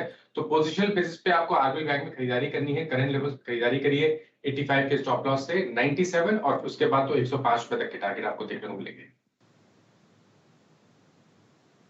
आरबीएल याद रखिएगा, पिछले 4 सेशंस में जब जब ये स्टॉक चलता था तो पहले शॉर्ट स्क्यूज इसमें काफ़ी हो रहा था, और आज इसमें शॉर्ट स्क्यूज यानी शॉर्ट कवर और फ्रेश लॉन्ग की दोनों की अगर आप देखें पॉसिबिलिटी नजर आ रही है।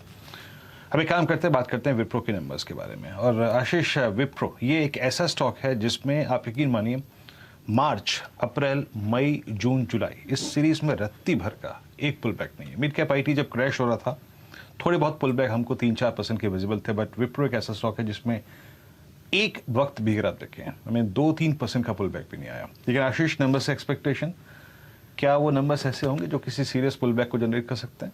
होते तो ये स्टॉक हरकत में आता।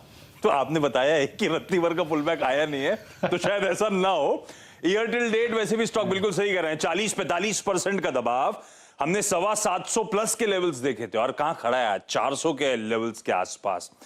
ये स्टॉक बहुत बढ़िया री रेट हुआ था, तो अपने पीक पर 26 टाइम्स अर्निंग्स के ट्रेड कर रहा था, और आज करेक्शन के बाद 15-16 टाइम्स पे आ गया। और इस पी री रेटिंग और डी रेटिंग की कहानी समझिए। इस कंपनी के जब नए सीईओ साहब आए थे, वो थियरी डेलापोर्ट साहब, उनके आने के बाद होप्स जागी थी, कुछ कुछ आंकड़े भी सुधरने लगे थे, तब विप्रो की री रेटिंग हुई थी। और पिछले 2 क्वार्टर्स से विप्रो डिसअपॉइंट कर रहा है, इसीलिए वापस डी रेटिंग की शुरुआत हो गई। इस क्वार्टर में जैसे पिछले 2 क्वार्टर सॉफ्ट थे, वैसे ही एक सॉफ्ट क्वार्टर एक्सपेक्टेड है। Dollar I 1.25% Q on Q बढ़ेगी, कांस्टेंट करेंसी में 2.5 से 3.25% का उछाल आएगा, और ये जो कंपनी ने गाइड किया हुआ था उसी गाइडेड बैंड के बीच में 1 to 3% का रेंज था, और ये 3.25% के आसपास की ग्रोथ शायद क्लॉक करेंगे। अच्छा, मार्जिन इस बार करीब करीब 60 basis points Q on Q गिरेंगे, गिर के पहुंच जाएंगे 16.5% के नीचे। विप्रो का जो कंफर्ट बैंड मार्जिन का है वो 17-17.5 का, तो वहां से तो बड़ा मिस है। पर विप्रो कह चुका है लास्ट क्वार्टर में कि 2-3 क्वार्टर्स तक हमारे गाइडेड बैंड के, हमारे कंफर्ट बैंड के मार्जिन्स नीचे रहेंगे। एक बात और ध्यान रखिएगा, मार्जिन्स पे दबाव इसीलिए क्योंकि वीजा कॉस्ट वगैरह जो बढ़ रहे हैं, ट्रैवल कॉस्ट बढ़ रहे हैं, लेकिन विप्रो के पहले तो इस क्वार्टर में जून ऑनवर्ड्स वो सैलरी हाइक्स इंक्लूड होते थे, अब इस बार Q2 ऑनवर्ड्स होंगे, तो सब्सिक्वेंट क्वार्टर में पूरा वेज हाइक का इंपैक्ट भी आपको नजर आना है। अच्छा, नजर कहां रहेगी? विप्रो की गाइडेंस पे कि क्या अब तक 3 सॉफ्ट क्वार्टर्स के बाद चौथा हालात सुधरेंगे या नहीं, लगता तो नहीं। और जो एक्सपेक्टेशंस है वो भी डिवाइडेड है, स्ट्रीट डिवाइडेड है। मॉर्गन स्टैनली और कोटक कह रहे हैं अगले क्वार्टर का गाइडेंस होगा 2.5 से 4.5% ग्रोथ का, और उसकी जगह दूसरे CLSA वगैरह कह रहे हैं 2 से 4% का ही रेंज। तो देखते हैं एक्चुअल गाइडेंस क्या होता है, और विप्रो के पिछले कुछ सॉफ्ट क्वार्टर्स के बाद मैनेजमेंट की बुलिशनेस कैसी है, वो देखना, वॉच आउट करना जरूरी। एक रैंक अंडर परफॉर्मर, इसमें कोई शक नहीं। जी, एक रैंक अंडर परफॉर्मर। आशीष, बहुत बहुत शुक्रिया आपका एंडरसन और विप्रो के नतीजों के बारीकियां समझाने के लिए। लेकिन याद रखिएगा, इस स्टॉक को किसी भी प्रकार का थ्रस्ट अपसाइड में जनरेट करने के लिए, कोई भी अगर आप देखें रिजल्ट डायरेक्शन स्ट्रॉन्ग देने के लिए एटलीस्ट अपनी 420 की ट्रैजेक्टरी को रिगेन करना जरूरी है। इसमें कॉल राइटर्स इतनी तरीके से, इतनी तहजीब से हावी हैं कि पूछे मत। 420 पे इसका 20-डे एक्सपोनेंशियल मूविंग एवरेज आता है। ओके, जब हम आईटी में फर्दर डिस्कशन करेंगे तो उसको इंक्लूड करेंगे, लेकिन आपने मोटा मोटी अगर आप देखें जो हेडलाइन नंबर्स की एक्सपेक्टेशन है वो नोट कर ली होगी। शुक्रिया आशीष। इस बीच रचना वैद्य और श्रीकांत चौहान हमारे साथ कुछ एक्सिक्यूटिव जुड़ चुके हैं। श्रीकांत, गुड आफ्टरनून कार्यक्रम में स्वागत है। मार्केट सेलिब्रेट कर रहे हैं आई थिंक, और यूएस के कल का भी आप देखें रिवर्सल का बहुत स्ट्रॉन्ग इंपैक्ट नजर नहीं आया। हमारे इंस्टीट्यूशनल फिगर्स काफी स्ट्रॉन्ग थी। आपकी अप्रोच क्या है और क्या पिक कर रहे हैं आप इस वक्त?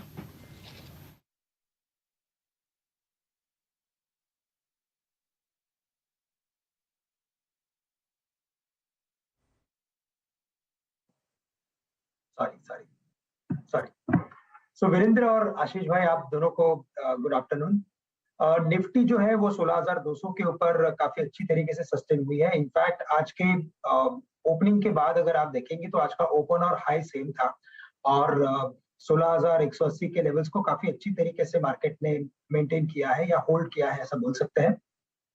हमें लगता है कि ये मार्केट एक बार 16,400, 16,500 के लेवल्स बिल्कुल दिखा सकता है, और अगर करंट लेवल से भी अगर देखा जाए तो हमें लगता है कि एक बार एक लॉन्ग पोजीशंस बनाई जा सकती है।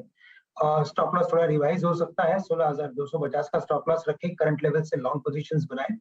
साथ ही साथ हमें लगता है कि बैंक निफ्टी ने भी 35,550 के क्रूशियल लेवल को क्रॉस किया है, तो यहाँ से बैंक निफ्टी में भी हमें लगता है कि 36,000 के लेवल बैंक निफ्टी दिखा सकता है।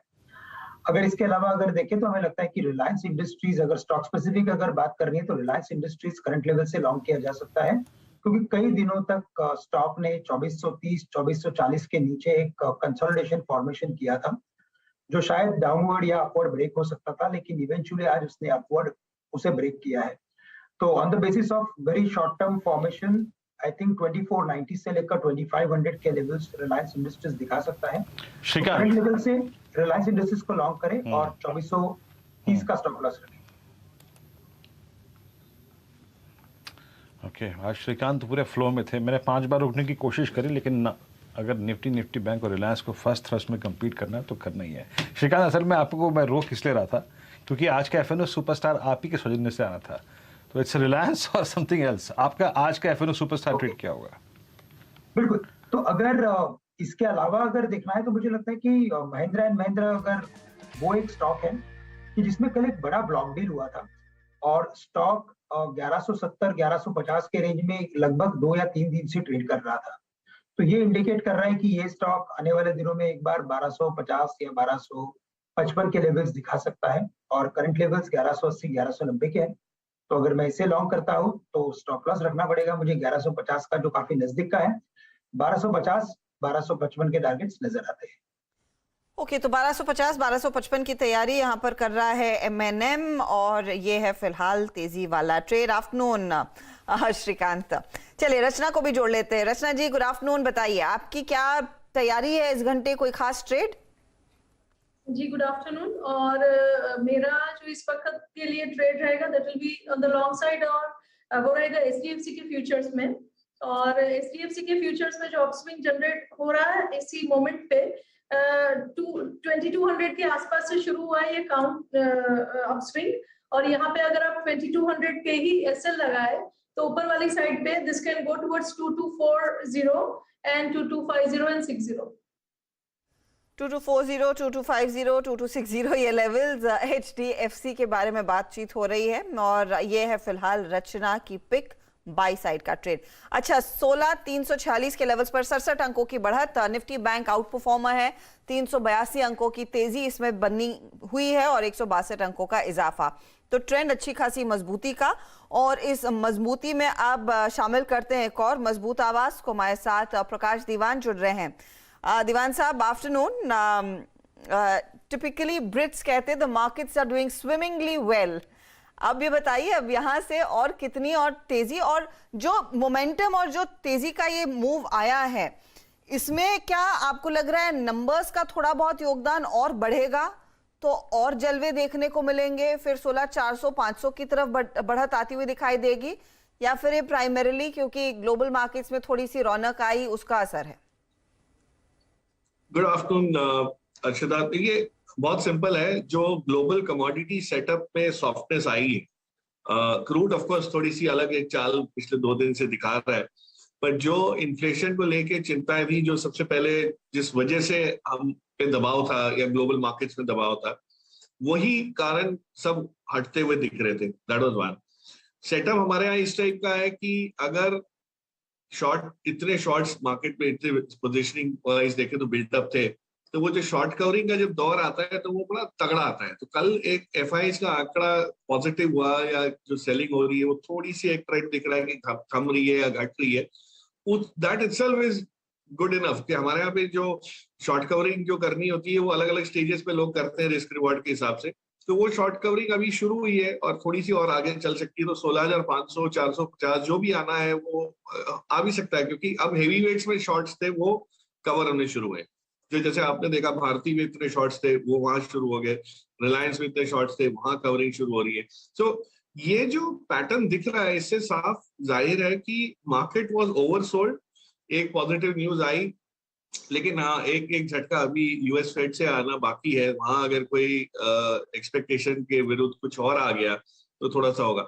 आंकड़ों का जहां तक सवाल है अर्षदा, वेरी इंपॉर्टेंट पॉइंट कि आंकड़ों के मार्केट चलती है अर्निंग्स पर, और अर्निंग सीजन में अक्सर ये होता है कि जैसे आईटी शुरुआत करता है, उसके बाद मैंने कहा था फेडरल बैंक ने बैंकिंग साइड में पहला अनाउंसमेंट किया, फिर एचडीएफसी बैंक के नंबर्स आए, तो एक काउंटर बैलेंस सा हो रहा है कि आईटी में वीकनेस आ रही है तो बैंकिंग में स्ट्रेंथ दिख रही है, एनबीएफसी में स्ट्रेंथ दिख रही है। तो मुझे लगता है कि कहीं ना कहीं ग्लोबल फेसिंग जो बिजनेसेस है वहां मार थोड़ा ज्यादा पड़ेगा, या वॉलेटिलिटी ज्यादा रहेगी, और या बिल्डअप कम आएगा या स्लो आएगा। लेकिन जो डोमेस्टिक फेसिंग सेक्टर्स है वहां पे कोई मुझे दिख नहीं रहा कोई टाइप की इतनी नेगेटिविटी हो। सो बैलेंस करना पड़ेगा अपने पोर्टफोलियो को उस हिसाब से। बट 16,450 500 जैसे मैंने कहा आने में कोई बहुत मुश्किल नहीं लग रही है, जिस प्रकार का सेटअप दिख रहा है। जो आपने एफआईआईज की तरफ से जो फिगर कल का हमने देखा है, और होपफुली उम्मीद है कि उनकी तरफ से अब रुझान थोड़ा सा और तेजी का बने भारत में, लेकिन एक दिन तेजी एक दिन मंदी उनकी तरफ से कभी कभी हो जाती है, तो झांसे में लोग आ जाते हैं। ये रुपये की जो चाल हुई है, तो क्या आपको लग रहा है एफआईआईज थोड़ा सा हम पर नजर डालेंगे, या फिर अभी भी उनके मार्केट्स उनको ज्यादा अट्रैक्टिव दिख रहे हैं? नहीं, तो इसमें ऐसा है अर्चना कि रुपए का जो 80 का एक जो था एक थ्रेशोल्ड, वो जब हमने टच किया वहां पे वो देख के आया कि भाई 80 भी हमने दिखा दिया एक बार स्क्रीन पे, ठीक है। बट अब 80 या 79 90 में कोई इतना अंतर होता नहीं है मटेरियल सेंस, बट एक साइकोलॉजिकल बैरियर था। और हो सकता है कि ये जो रुपये की वीकनेस है ये हमारे यहाँ कहीं ना कहीं एक कुछ सेक्टर्स के लिए खास करके ब्लेसिंग इन डिस्गाइज हो जाए। उसका कारण ये है कि अब जो हिंदुस्तान जिस हिसाब से आगे बढ़ने की कोशिश कर रहा है वो सर्विसेज पे फोकस इतना नहीं है जितना मैन्युफैक्चरिंग साइड में। और आप किसी भी कैपिटल गुड्स वाले से बात कीजिए, एक्सपोर्ट बुक जो उनके ऑर्डर बुक्स है वो इतनी रोबस्ट है, तो अगर वो भी हम कंप्लीट कर पाए इस साल या अगले 2 साल में, तो आप देखेंगे कि ये बहुत बड़ा एडवांटेज बन जाएगा। क्योंकि आपको मतलब जिसको कहते हैं ना बिगर बैंग फॉर योर बक मिलेगा, मतलब आप डॉलर 80 रुपए के हिसाब से वापस कमाई करोगे। तो ये एक थोड़ा सा है। और volatility in the emerging markets currency तो ये तो बहुत चल रही है। इनफैक्ट मुझे नहीं लगता कि हमारे रुपया बहुत ज्यादा पिटा है as compare to some of the other currency. अगर आप देखें तो ये एक रीसेट था बिकॉज ऑफ डॉलर की जो अप्रिसिएशन हुई, और डॉलर इंडेक्स जहां पे है वहां से नीचे आ सकता है, ऊपर जाने की तो उम्मीद है नहीं। तो जैसे जैसे वो नीचे आता है आपको उसका एडवांटेज भी दिखना शुरू होगा। तो वॉलेटिलिटी, कमोडिटी प्राइसेस, और उसके बाद करेंसी, और उसके बाद स्टॉक्स, ये इस ऑर्डर में जो है ये झेलने की थोड़ी सी क्षमता अपनी बढ़ानी पड़ेगी या टॉलरेंस बढ़ाना पड़ेगा। और इस वॉलेटिलिटी में आपको सबसे बड़े एडवांटेजेस दिखेंगे, अपॉर्चुनिटीज दिखेंगी स्टॉक पिक करके। जी अच्छा प्रकाश, आप एग्जैक्टली ये 2-3 जो कैटेगरी ऑफ स्टॉक्स हैं like Pidilite, Asian paints, Berger, जिन्होंने हिस्टोरिकली बहुत पैसा बना के दिया, और जितनी अच्छी CAGR ये पोस्ट करते हैं शायद अगर आप देखें बाजार में और कोई ऐसा तबका होगा, इतनी हैंडसम रिटर्न्स देते हैं। अब देखिए, अब हम हमेशा अपना जो बाइंग डिसीजन है वो क्रूड को देख के लेते हैं। अब क्रूड को लेके बहुत सारी थॉट्स प्रोसेस हैं।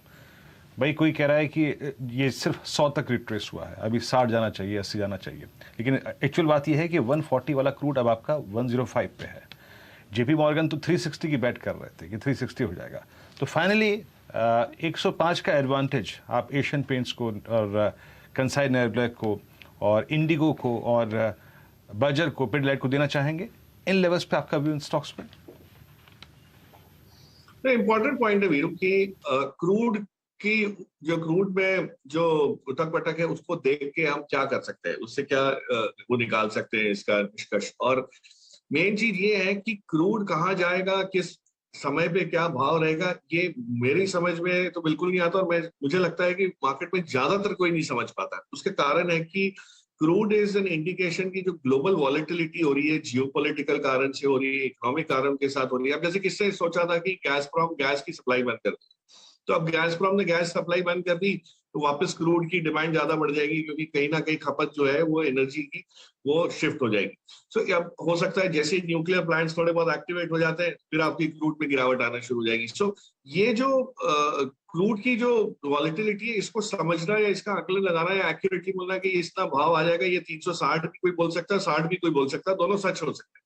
सो मेरे हिसाब से आपको करना क्या है कि जब क्रूड 100 के नीचे आता है तब आपको पता है कि ये सारी कंपनीज को बहुत बड़ा एडवांटेज होता है, तो इनके ऊपर तब फोकस आपको ज्यादा करना है, अभी उनसे दूर रहना है। और एशियन पेंट्स या इंडिगो जैसी कंपनीज ने एक खासियत है, जैसे एक चीज बताना चाहूंगा कि जब जब क्रूड में इंक्रीज हुआ है या रॉ मटेरियल इनपुट प्राइस में महंगाई बढ़ी है, इन सभी कंपनी ने अपने प्रोसेसेस को टटोल के स्ट्रीमलाइन करके कहीं ना कहीं खोजा है कि इसको कैसे कॉस्ट को कंट्रोल किया जा सकता है। और वो कॉस्ट कंट्रोल कहीं और होता है। रॉ मटेरियल की कॉस्ट तो बढ़ गई, आप कुछ नहीं कर सकते, लेकिन बाकी चीजों की कॉस्ट बचा ली जाती है। और जब वो फाइनली उसका फायदा आप देखते हैं, जब क्रूड नीचे जाता है तो दोहरा होता है। एक तो क्रूड का फायदा हो गया गिरावट का, और दूसरा आपको ये जो कॉस्ट कंट्रोल है, ये this is there to stay, ये रहेगा, ये टिका रहेगा। तो वो उस आप देखिए जो कंपनी कैपेसिटी एक्सपैंड कर रही है क्रूड के बढ़ते हुए भी या बढ़े हुए दामों में भी, उसको लेना है, चाहे वो एयरलाइन हो, चाहे वो पेंट कंपनी हो, चाहे वो केमिकल कंपनी हो। तो मेरे हिसाब से तो ये देखिए कि क्रूड का भाव ऊंचा है, फिर भी कंपनी एक्सपेंशन कर रही है, तो वहां कहीं ना कहीं लेने लायक बात बनेगी, क्योंकि मैनेजमेंट हम सबसे ज्यादा समझता है कि धंधे में कहाँ दम है और कहाँ पैसा लगाने की जरूरत है। ओके, अच्छा प्रकाश, मैं आपसे बात करता हूं, लेकिन एक बीच में ट्रेड ले लेते हैं जो कि बहुत स्ट्रॉन्ग स्विंग देता हुआ इस वक्त। डॉक्टर साहब प्लीज एक बार M&M फाइनेंस लेके आइएगा। अभी मैंने स्पॉट किया इस स्टॉक को 207.45, 207.40। मैंने इसलिए इसे लिया है 9 अप्रैल का, आई थिंक माफ कीजिएगा, 9 अप्रैल के बाद हाईएस्ट लेवल पे 12 नवंबर का हाई इसने काटा है आज 207.35। आशीष बहती, आई मीन डेली चार्ट्स पे बहुत स्ट्रांग ब्रेकआउट, और आई थिंक अप्रैल, मई, जून, जुलाई 4 महीने का जो हाई है वो कटा है। स्पॉट पे, फ्यूचर्स पे आपकी राय, और एक काम कीजिएगा, नियरेस्ट स्ट्राइक क्या है? 205, 210, 210 की कॉल रखिएगा स्क्रीन पे, स्लाइटली आउट ऑफ मनी। आपका व्यू, क्या ग्रिप करना चाहिए? और ये जुलाई 2018 से लेके जो अब तक की स्लोपिंग डाउनवर्ड चैनल है वो भी बड़ी खूबसूरत तरीके से कटी है। आशीष, आपका व्यू? जी वीरेंद्र जी, ऑप्शंस के थ्रू ही ज़्यादा बेटर रहेगा। जिस हिसाब से स्टॉक थोड़ा सा वॉलेटाइल भी हो गया था बीच में, तो 3.25 रुपये की करीब पे स्टॉक ये ऑप्शन चल रहा है 210 की, इसमें खरीदारी की जा सकती है।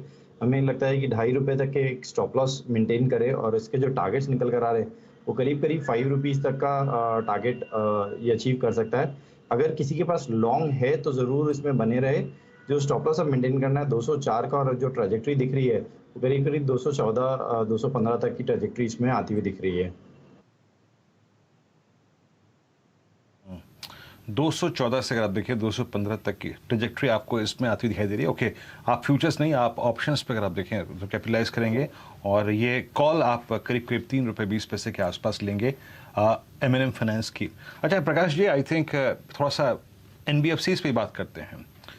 HDFC के साथ थोड़े दूसरे इश्यूज हो गए, बट और मैं थोड़ा HFC से भी दूर रहना चाहूँगा, क्योंकि जिस तरीके से रेट्स बढ़े हैं और थोड़ा डिमांड्स में जो श्रिंक आया है रियल एस्टेट में, उसको लेते हुए सिर्फ मैं अगर NBFCs में B2 पे फोकस करूँ, M&M फाइनेंस पे फोकस करूँ और ऑटो फाइनेंस कंपनियों पे फोकस करूँ, इसमें आपके प्रेफर्ड बायस क्या है? स्पेशली वो जो B2 में प्राइस डैमेज हुआ है वो मोर देन इनफ था, तो वो क्या लेने लायक हो चुका है अभी सीरियसली? बिल्कुल सही कहा आपने। कहा देखिए HFCs को आप परे रख रहे हैं, बहुत बढ़िया वो है, क्योंकि इसमें सबसे ज्यादा वजन इस इंटरेस्ट रेट को बढ़ने से जो आने वाला है नेगेटिवली वो आएगा, तो उससे आप दूर हैं। लेकिन जहां पे रौनक वापस लौट रही है, जो SME या रूरल फोकस्ड है, और उसके अंदर अगर प्रोडक्ट पोर्टफोलियो की बात करें तो large exchange, auto, commercial vehicles और इस टाइप की कंपनी प्रोडक्ट्स में जहाँ पे ज्यादा फोकस है, तो M&M उसमें फीचर करता है। और M&M हमने कुछ समय पहले बात भी की थी कि अच्छी NBFC जिनकी बैलेंस शीट मजबूत है, जिन्होंने सब कुछ झेल लिया फिर भी कोई डैमेज नहीं आया, उनमें से एक है। और यही चीज आपको कहीं ना कहीं आगे चल के पूनावाला फाइनेंस में भी दिखेगी। ऑफकोर्स पूनावाला फाइनेंस की थोड़ी सी कंज्यूमर की तरफ ज्यादा झुकाव वाली बुक है, लेकिन द एडवांटेज इज कि उनकी बुक अभी भी इवॉल्विंग है, मतलब अभी भी उसमें कहीं ना कहीं कुछ ना कुछ पन्ने ऐड हो रहे हैं। तो वो जो नए पन्ने ऐड हो रहे हैं वो हो सकता है कोई प्रोडक्टिव सेगमेंट्स में से आ सकते हैं। और इस टाइप की उसमें देखें तो श्रीराम ट्रांसपोर्ट भी फीचर करता है कि श्रीराम में बहुत क्लियरली आपके पास एक पोर्टफोलियो है, मजबूत है, सारा कंसोलिडेशन हो चुका है, जो चेंजेस आने थे वो आ चुके हैं। सो कहीं ना कहीं इस टाइप की कंपनीज में ये जो BFSI या बैंकिंग को लेके हम इतने एक्साइटेड हो रहे हैं, तो आपको कोई कारण नहीं है कि इनपे एडवांटेज ना दिखे। और ट्रेडिंग के लिहाज से अगर देखें तो शॉर्ट टर्म में कई और चीजें भी इसमें ऐड हो जाती है, जैसे बजाज फिनसर्व, ऑफ कोर्स थोड़ा सा महंगा लगता है, 12,000 के ऊपर की चीज है, लेकिन एक रीसेट वहां बाकी है, कैचअप प्ले बाकी है। बट जो कोर NBFCs है, M&M फाइनेंशियल, पूनावाला कॉर्प और या श्रीराम ट्रांसपोर्ट, वहां पे you will not be disappointed if you focus, क्योंकि ना ये गोल्ड पे फोकस है, ना ये हाउसिंग पे फोकस है, ना कोई एक पर्टिकुलर सेगमेंट के ऊपर लेके बैठे कि जहाँ टेंशन होगा। Shriram is of course auto focus, but CV focus ज्यादा है, तो वहां पे वो एक पॉजिटिव साइकिल का उनको एडवांटेज मिल रहा है। तो बेसिकली मौके बहुत सारे हैं। इनफैक्ट अब खास बात ये एनबीएफसीज में कि मिड कैप्स में कई सारी अपॉर्चुनिटीज मिल जाएंगी। मिड कैप्स पर इस समय मैं आपसे एक थोड़ा सा ब्रॉडर पर्सपेक्टिव लेना चाह रही हूँ प्रकाश, क्या मौके और भी अट्रैक्टिव हो गए हैं? अर्चना, बहुत डिस्टिंक्टली मिड कैप्स में पी कॉन्ट्रैक्शन हुआ है। आप देखिए, जो पहले हम एक्साइटेडली थे लोग, जब सारी होड़ लगी हुई थी मिड कैप्स खरीदने की या स्मॉल कैप खरीदने की, तो एक पी मल्टीपल का एक्सपेंशन हुआ था कि जो चीज 12, 16, 17 के बैंड में ट्रेड कर रही थी वो सीधा 20, 22 में चली गई। तो ईपीएस में इतना इंप्रूवमेंट नहीं दिखा हमको जितना पी मल्टीपल में दिखा।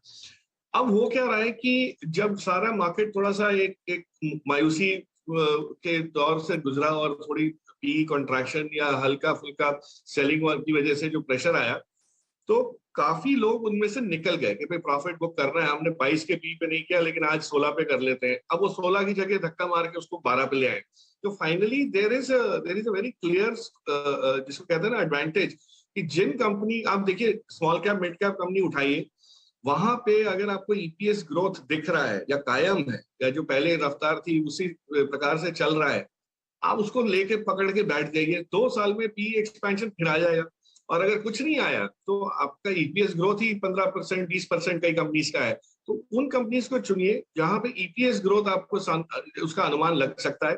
बहुत सारी रिपोर्ट्स हैं, बहुत सारे स्क्रीनर्स हैं जो आपको बता सकते हैं कि भाई ये कहाँ पे 15% या 20% ईपीएस ग्रोथ आएगा। मैं स्टॉक प्राइस की तो बात ही नहीं कर रहा। और जैसे ईपीएस ग्रोथ वाली चीजें आपने समेट ली और उसके बाद मार्केट को अपना काम करने दीजिए, वो डिस्कवरी होगी, पी मल्टीपल्स आएंगे, सब कुछ हो जाएगा, बोलबाला होने लगेगा स्टॉक का। तो ऐसी चीजें बढ़ जाती है, प्रॉफिट बढ़े ना बढ़े स्टोरी उसके आसपास बढ़ जाती है। सो ये एक पैटर्न हमेशा रहता है। हाँ, तो आपका टू आंसर योर क्वेश्चन, वो दौर शुरू है, अंडरवे है, और सितंबर तक, अक्टूबर तक आपको ये रहेगा। उसके बाद जैसे जैसे इंप्रूवमेंट इकोनॉमी के दिखने लगेंगे, इंटरेस्ट रेट्स डाइजेस्ट हो जाएंगे, हायर इंटरेस्ट रेट डाइजेस्ट हो जाएंगे, तो अपने आप फिर लोग पॉजिटिव हो जाएंगे। लेकिन तब तक आपको ये एक अपॉर्चुनिटी लो पी मल्टीपल्स पे लेने की जरूरत बनती हुई दिखती है।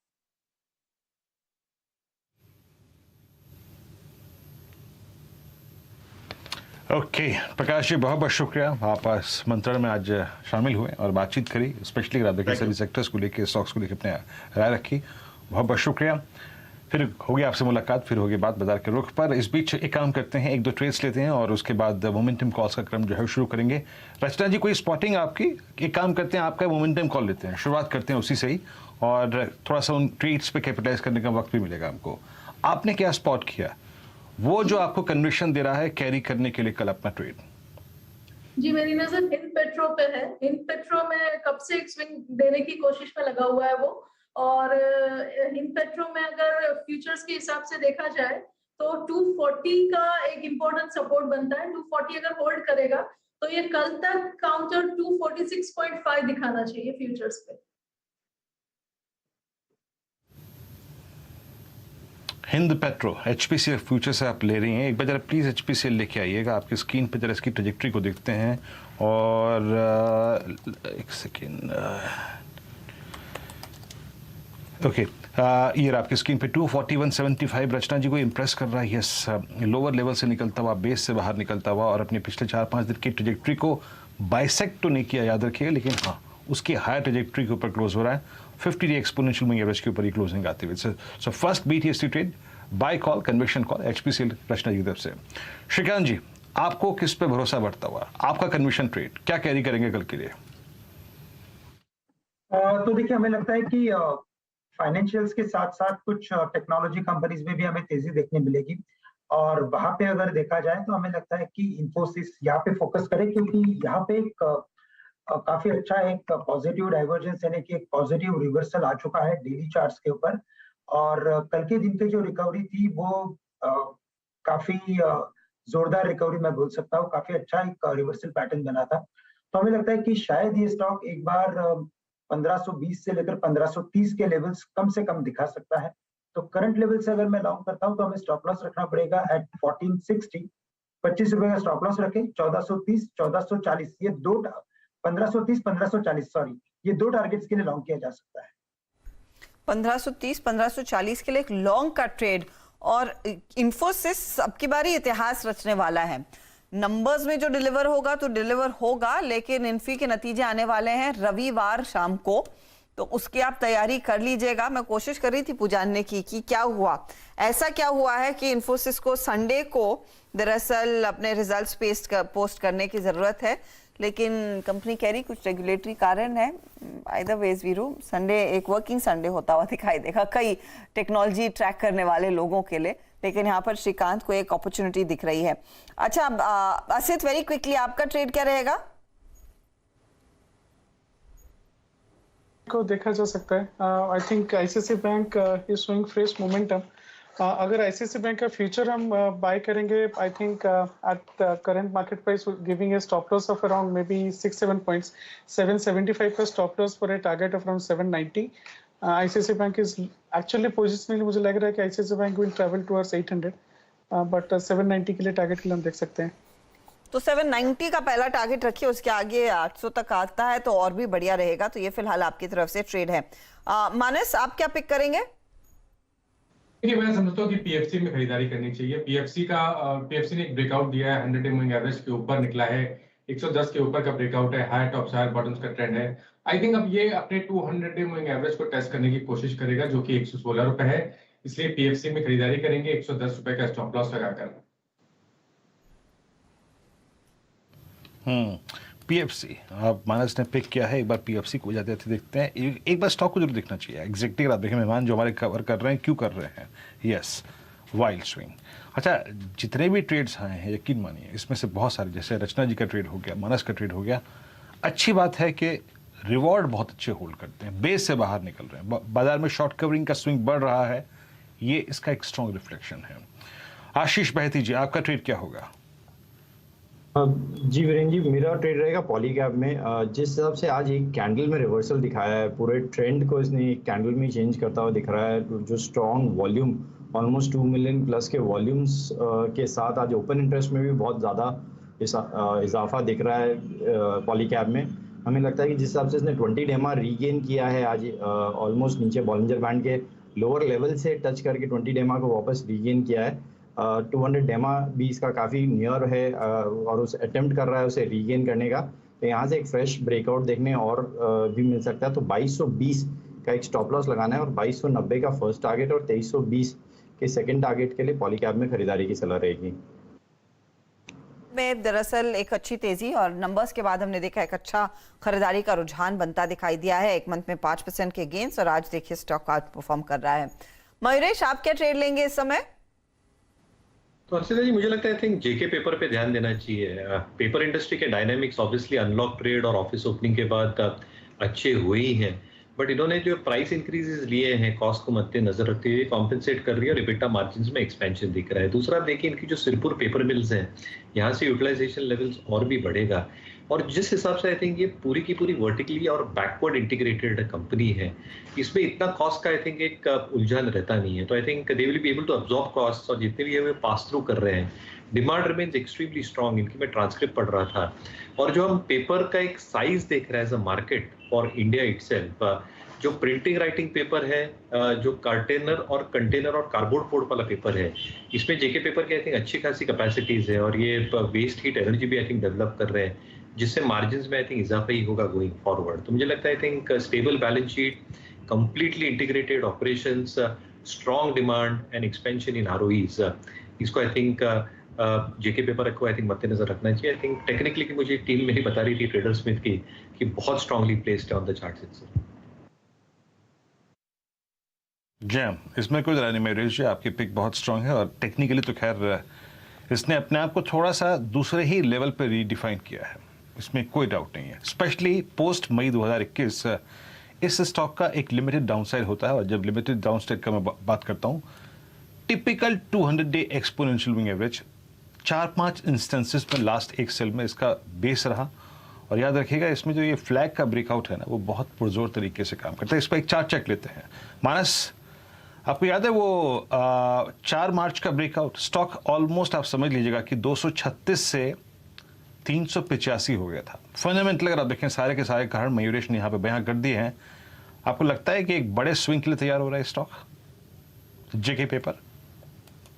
बिल्कुल, देखिए कल ही इंडिकेशन आ गए थे जब स्टॉक ने 310 312 का रेंज ब्रेक किया था और उसके बाद आज कंटिन्यूएशन देखने को मिल रहा है। मेरा समझना है कि अब ये शायद 360 की तरफ जाने की कोशिश करेगा। 30 रुपए का आपको करंट लेवल से भी देखने को मिल सकता है और अभी भी खरीदारी करने की राय रहेगी। मैं नहीं समझता कि अभी 2 दिन के मूव के बाद बहुत देर हो गई है। अभी भी खरीदारी करिए, 319 के नीचे स्टॉप लॉस रखिए और 360 के टारगेट सेट करिए।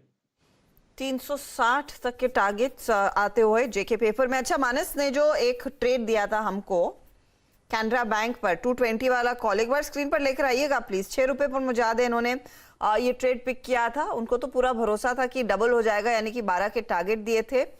220 वाला कॉल, स्टॉक हमने देखा 223 तक के लेवल दिखा चुका है। अब ये ऑप्शन जो है 8 रुपए 10 पैसे पर ट्रेड कर रहा है। मानस 12 तक रुकना है कि इस समय थोड़ा सा मुनाफा बांध लिया था?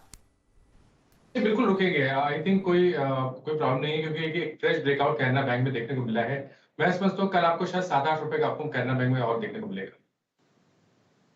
12 तक का इंतजार कीजिएगा कैनरा बैंक में। ये एक फेवरेबल ट्रेड है और हर टिक के साथ दरअसल तेजी बढ़ती हुई दिखाई दे रही है। अच्छा, इस बीच एक इंटरेस्टिंग डेवलपमेंट गोदरेज ग्रुप की ओर से आता हुआ। गोदरेज कंज्यूमर ने eco friendly ready to mix body wash launch किया है। मौके पर कंपनी के एमडी और सीईओ सुधीर सीतापति ने हमारी सहयोगी शिल्पा रानी पेटा से बातचीत की और उसमें उन्होंने कहा कि एफएमसीजी सेक्टर की दिक्कतें जल्द दूर हो सकती हैं। ये जो प्रोडक्ट है शिल्पा, इसके 2 स्ट्रैटेजीज हैं। एक तो कि बॉडी वॉश का जो प्राइस है ये 200 ml 45 रुपीज़ में है, सो दैट इज़ नंबर 1। तो इसको और अफोर्डेबल कर रहे हैं इस कैटेगरी को।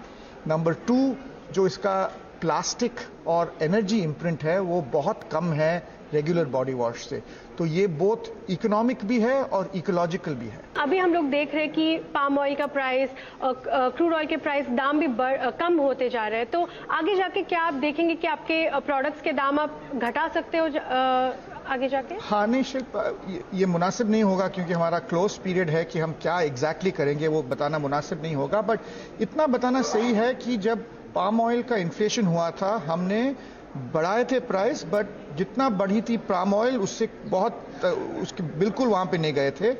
तो हमें देखना है कि पाम ऑयल प्राइस कहां पे सेटल होगा, क्या होगा, कितने देर के लिए, और फिर जो हमारे कंज्यूमर के लिए राइट है वो डिसीजन तो हम ले लेंगे। बट अभी 2 हफ्ते से पाम ऑयल के प्राइस गिरे हैं तो हमें नॉर्मली इन चीजों के लिए थोड़ा टाइम लगता है to study it and then act on it. आखिरी सवाल, डिमांड जो है रूरल या अर्बन हो, आपके हिसाब से अभी कब तक नॉर्मलसी की तरफ आ सकता है? क्योंकि कोविड के बाद इन्फ्लेशन आ गया है, तो अभी आगे जाके कितने क्वार्टर्स आपको लगता है कि लगेगा जब तक डिमांड वापस एक कंफर्टेबल लेवल पे आ जाए? देखिए, मैं एक अर्थशास्त्रज्ञ तो नहीं हूं तो मुझे नहीं मालूम कि कब आएगा ये, बट मुझे जरूर मैं कह सकता हूं कि वापस आएगा। बिकॉज ये जो है एक कॉजेज जो है स्ट्रक्चरल नहीं है, दे शॉर्ट टर्म है। पूरी दुनिया में ये इशू है, पोस्ट कोविड जो इकोनॉमिक इश्यूज हैं। बट मुझे लग रहा है, और हमारी गोदरेज जो है काफी सारी देशों में ऑपरेट करती है, तो मैं काफी सारे देशों में जाता हूं। इंडिया में सर्टनली मुझे ज्यादा ऑप्टिमिज्म है और बहुत ऑब्जेक्टिवली कह रहा हूं कि बहुत सारे देशों के मुकाबले ऑप्टिमिस्टिक तो मैं इंडिया में डेफिनेटली हूं।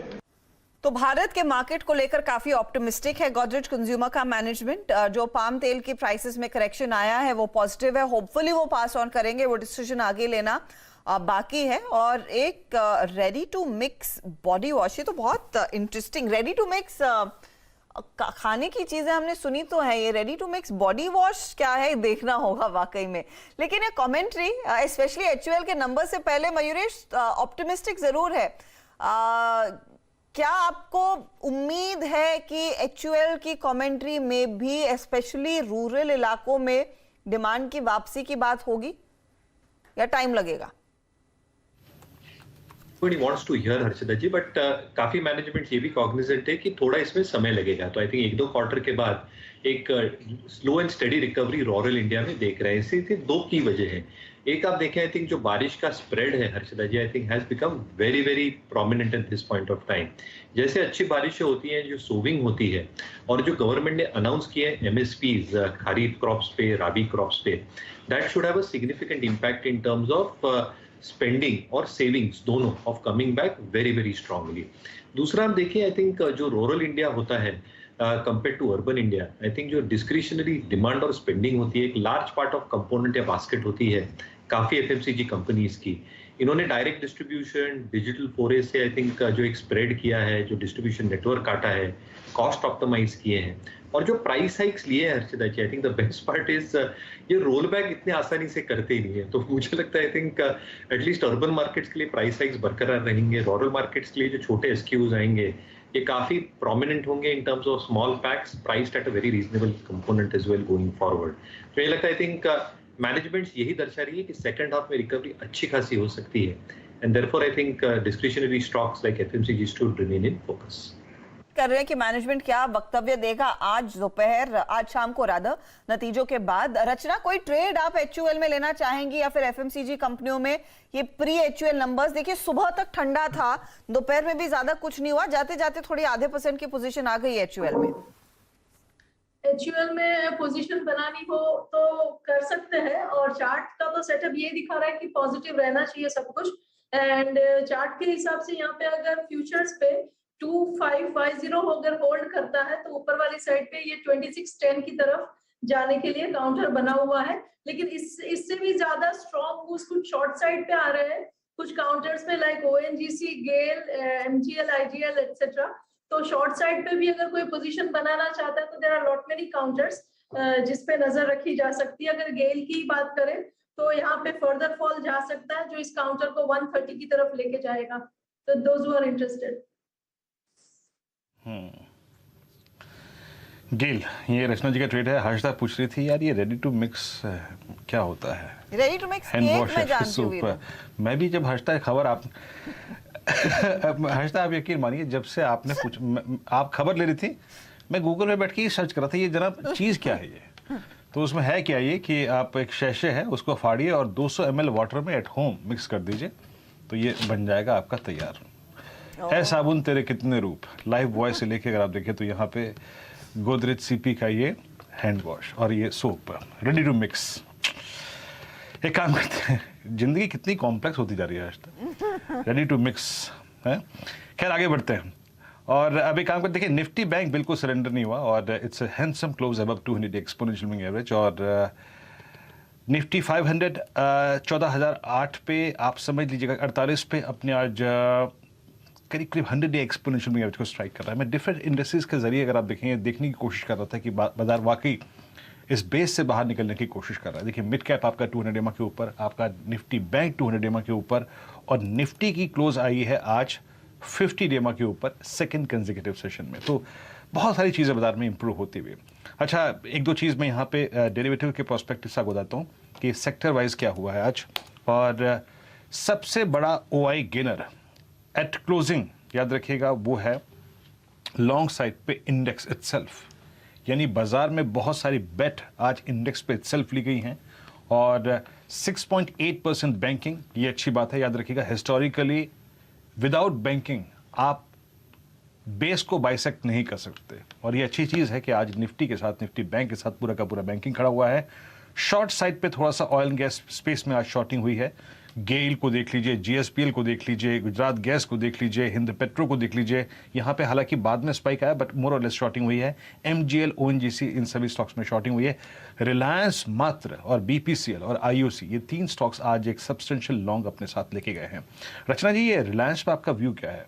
I think again from prospective of index अगर मेरे को 427 तक 100 डेमा तक जाना है, 550 यानी 200 डेमा को बाइसेक्ट करना है तो आई थिंक हमें रिलायंस की जरूरत होगी। योर टेक ऑन रिलायंस, कैसा शेप लग रहा है आपको रिलायंस कब चार्ट्स पे? जी बिल्कुल सही बात है, अगर यहाँ से ऊपर जाना है तो रिलायंस के सपोर्ट की बहुत ही जरूरत होगी। और एज ऑफ नाउ अगर इस मोमेंट की बात करें हल्का सा पुल बैक ये काउंटर जरूर दे रहा है, लेकिन जब तक 2400 के ऊपर बना रहेगा तब तक यहाँ पे सपोर्ट मिल जाना चाहिए। ये जो छोटी सी डाउन टिक आ रही है उसको अरेस्ट हो जाना चाहिए और 2400 होल्ड होने पे ये दोबारा से 2450 एंड 2500 की तरफ जा सकता है फ्यूचर्स पे। श्रीकांत आपका किसी और स्टॉक पे व्यू जिसका कैरी आप करना चाहें या फिर कोई ऑप्शन ट्रेड आप वकालत करना चाहेंगे? और वीरू मुझे लग रहा है कि रियल एस्टेट स्टॉक्स में अच्छी तेजी बनी है, और अगर वहां पे अगर आप देखें तो मुझे लगता है कि लोढ़ा यानी कि मैक्रोटेक डेवलपर्स जो है वहां पे अगर फोकस करते हैं तो ये स्टॉक हमें लगता है कि 1210 या 1250 के लेवल्स दिखा सकता है। 1110 या 1100 का, तो 1100 का फाइनल स्टॉप लॉस रखी, करंट लेवल से लॉन्ग पोजीशंस बनाए मैक्रोटेक में। आज के दिन में हमने देखा कि रियल एस्टेट स्टॉक में एक अच्छा फॉलो बाइंग आया है और हायर टॉप हायर बॉटम की सीरीज वापस एक बार एस्टैब्लिश हो रही है। तो आने वाले दिनों में हमें लगता है कि ये सभी स्टॉक्स एक अच्छा और परफॉर्मेंस दिखाएंगे और इसमें मैक्रोटेक आउट परफॉर्मर हो सकता है। हमने ओबरॉय की बात की, हमने गोदरेज की बात की, हमने डीएलएफ की बात की और मैक्रोटेक का आपकी स्क्रीन पर करीब 25 रुपए के बढ़त पर, तो यहाँ पर भी एक तेजी का ट्रेड कैरी करके जाए। अच्छा, आखिरी 4 मिनटों में एक बार बैंक ऑफ बड़ौदा पर नजर डालेंगे मानस। कैनरा बैंक का ट्रेड का आपका तो खूब जमा है, लेकिन बीओबी में क्या 113 पर एक फ्रेश लॉन्ग कैरी करना है, पोजीशन है, क्या करें? बिल्कुल कैरी करके जाना है। देखिए यहाँ पर एक फ्रेश ब्रेकआउट देखने को मिला है जिसके टारगेट करीब 117 118 की रेंज में आते हैं। अभी भी 500 रुपए का आपको करंट लेवल से देखने को मिल सकता है, तो खरीदारी कर सकते हैं। अगर आपके पास लॉन्ग पोजीशन है तो आप होल्ड करिए 109 रुपए की स्टॉप लॉस के साथ।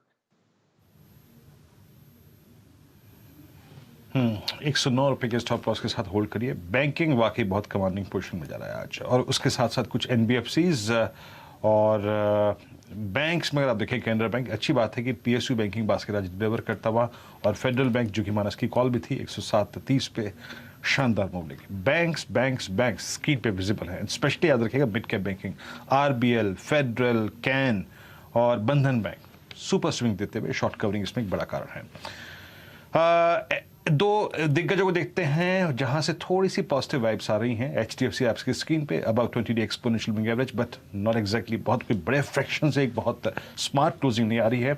जाते जाते B2 को देखते हैं। एक बार बजाज फाइनेंस लेके आइए, क्या कर रहा है यहाँ पे। फाइनेंस जो है 6062 पे अच्छी क्लोजिंग है, लेकिन बहुत शांत क्लोजिंग है। बजाज फिनसर्व अच्छी क्लोजिंग है इसकी in comparison to Bajaj finance.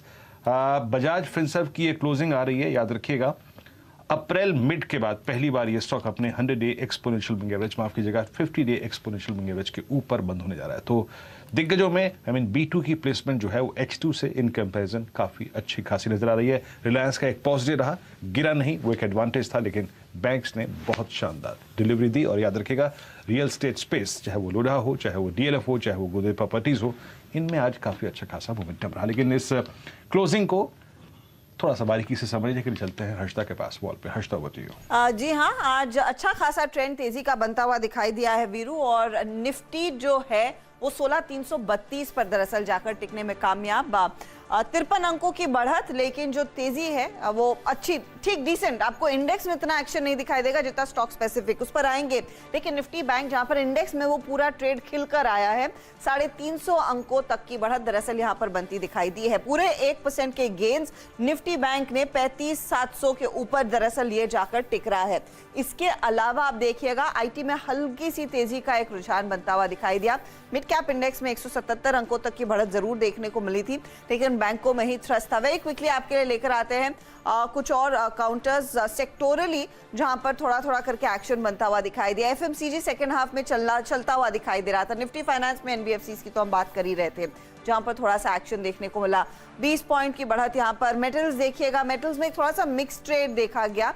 Auto कंपनियों में 100 पॉइंट की बढ़त देखने को मिली। मेटल्स माइल्डली पॉजिटिव थे। तो आज के लिए जो तेजी का थ्रस्ट आया है वो सोली बैंकिंग काउंटर्स की तरह से बनता हुआ दिखाई दिया है। इसमें निजी के साथ साथ सरकारी बैंक दोनों में तेजी देखने को मिली। 2% ऊपर पीएसयू बैंक इंडेक्स आपके सामने। एडवांस डिक्लाइन रेशियो देखिए, बढ़ने वाले शेयरों की संख्या ज्यादा रही है और आज कंसिस्टेंटली दरअसल वो गैप जो है वो मेंटेन हुआ है।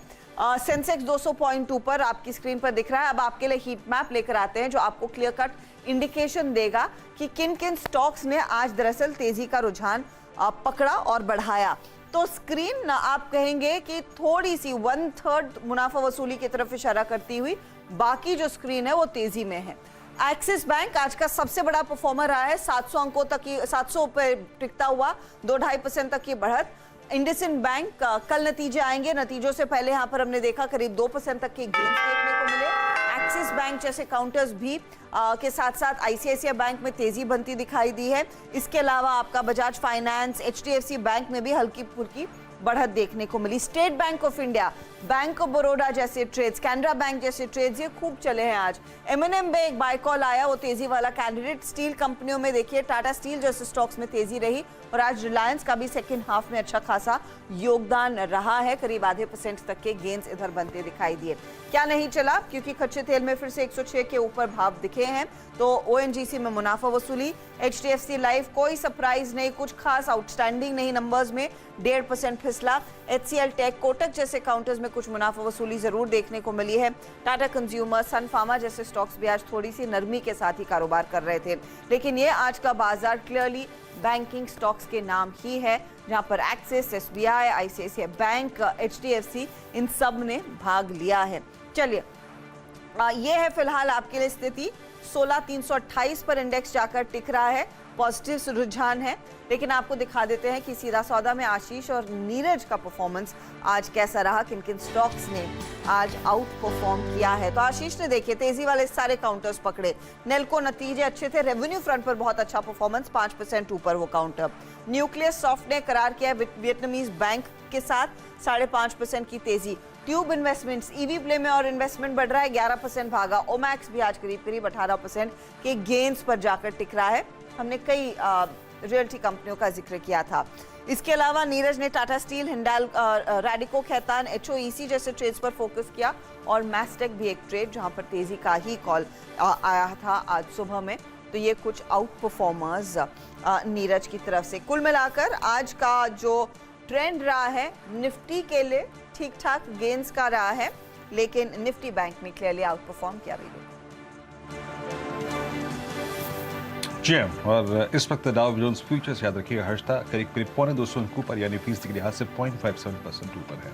तो चीज़ अगर आप देखिए थोड़ी सी पटरी पर लौटती हुई, लेकिन आज के डेटा का कन्विक्शन और आज के दिन का कन्विक्शन एक चीज़ से बहुत हद तक था और वो था इंस्टीट्यूशनल फिगर्स। FIs कैश में बायर, DIs कैश में buyer, FIs index buyer, FIs stocks futures buyer, FIs call buyer, FIs put writers. तो उसका इम्पैक्ट आपको स्क्रीन पर दिखा। Let's hope for the best. कल जब हम 8 बजे मंत्रणा कर रहे हों तो फूफा का रुख पॉजिटिव ही हो। मुझे और हर्षता को दीजिए इजाज़त, कल आपसे होगी फिर मुलाकात। नमस्कार।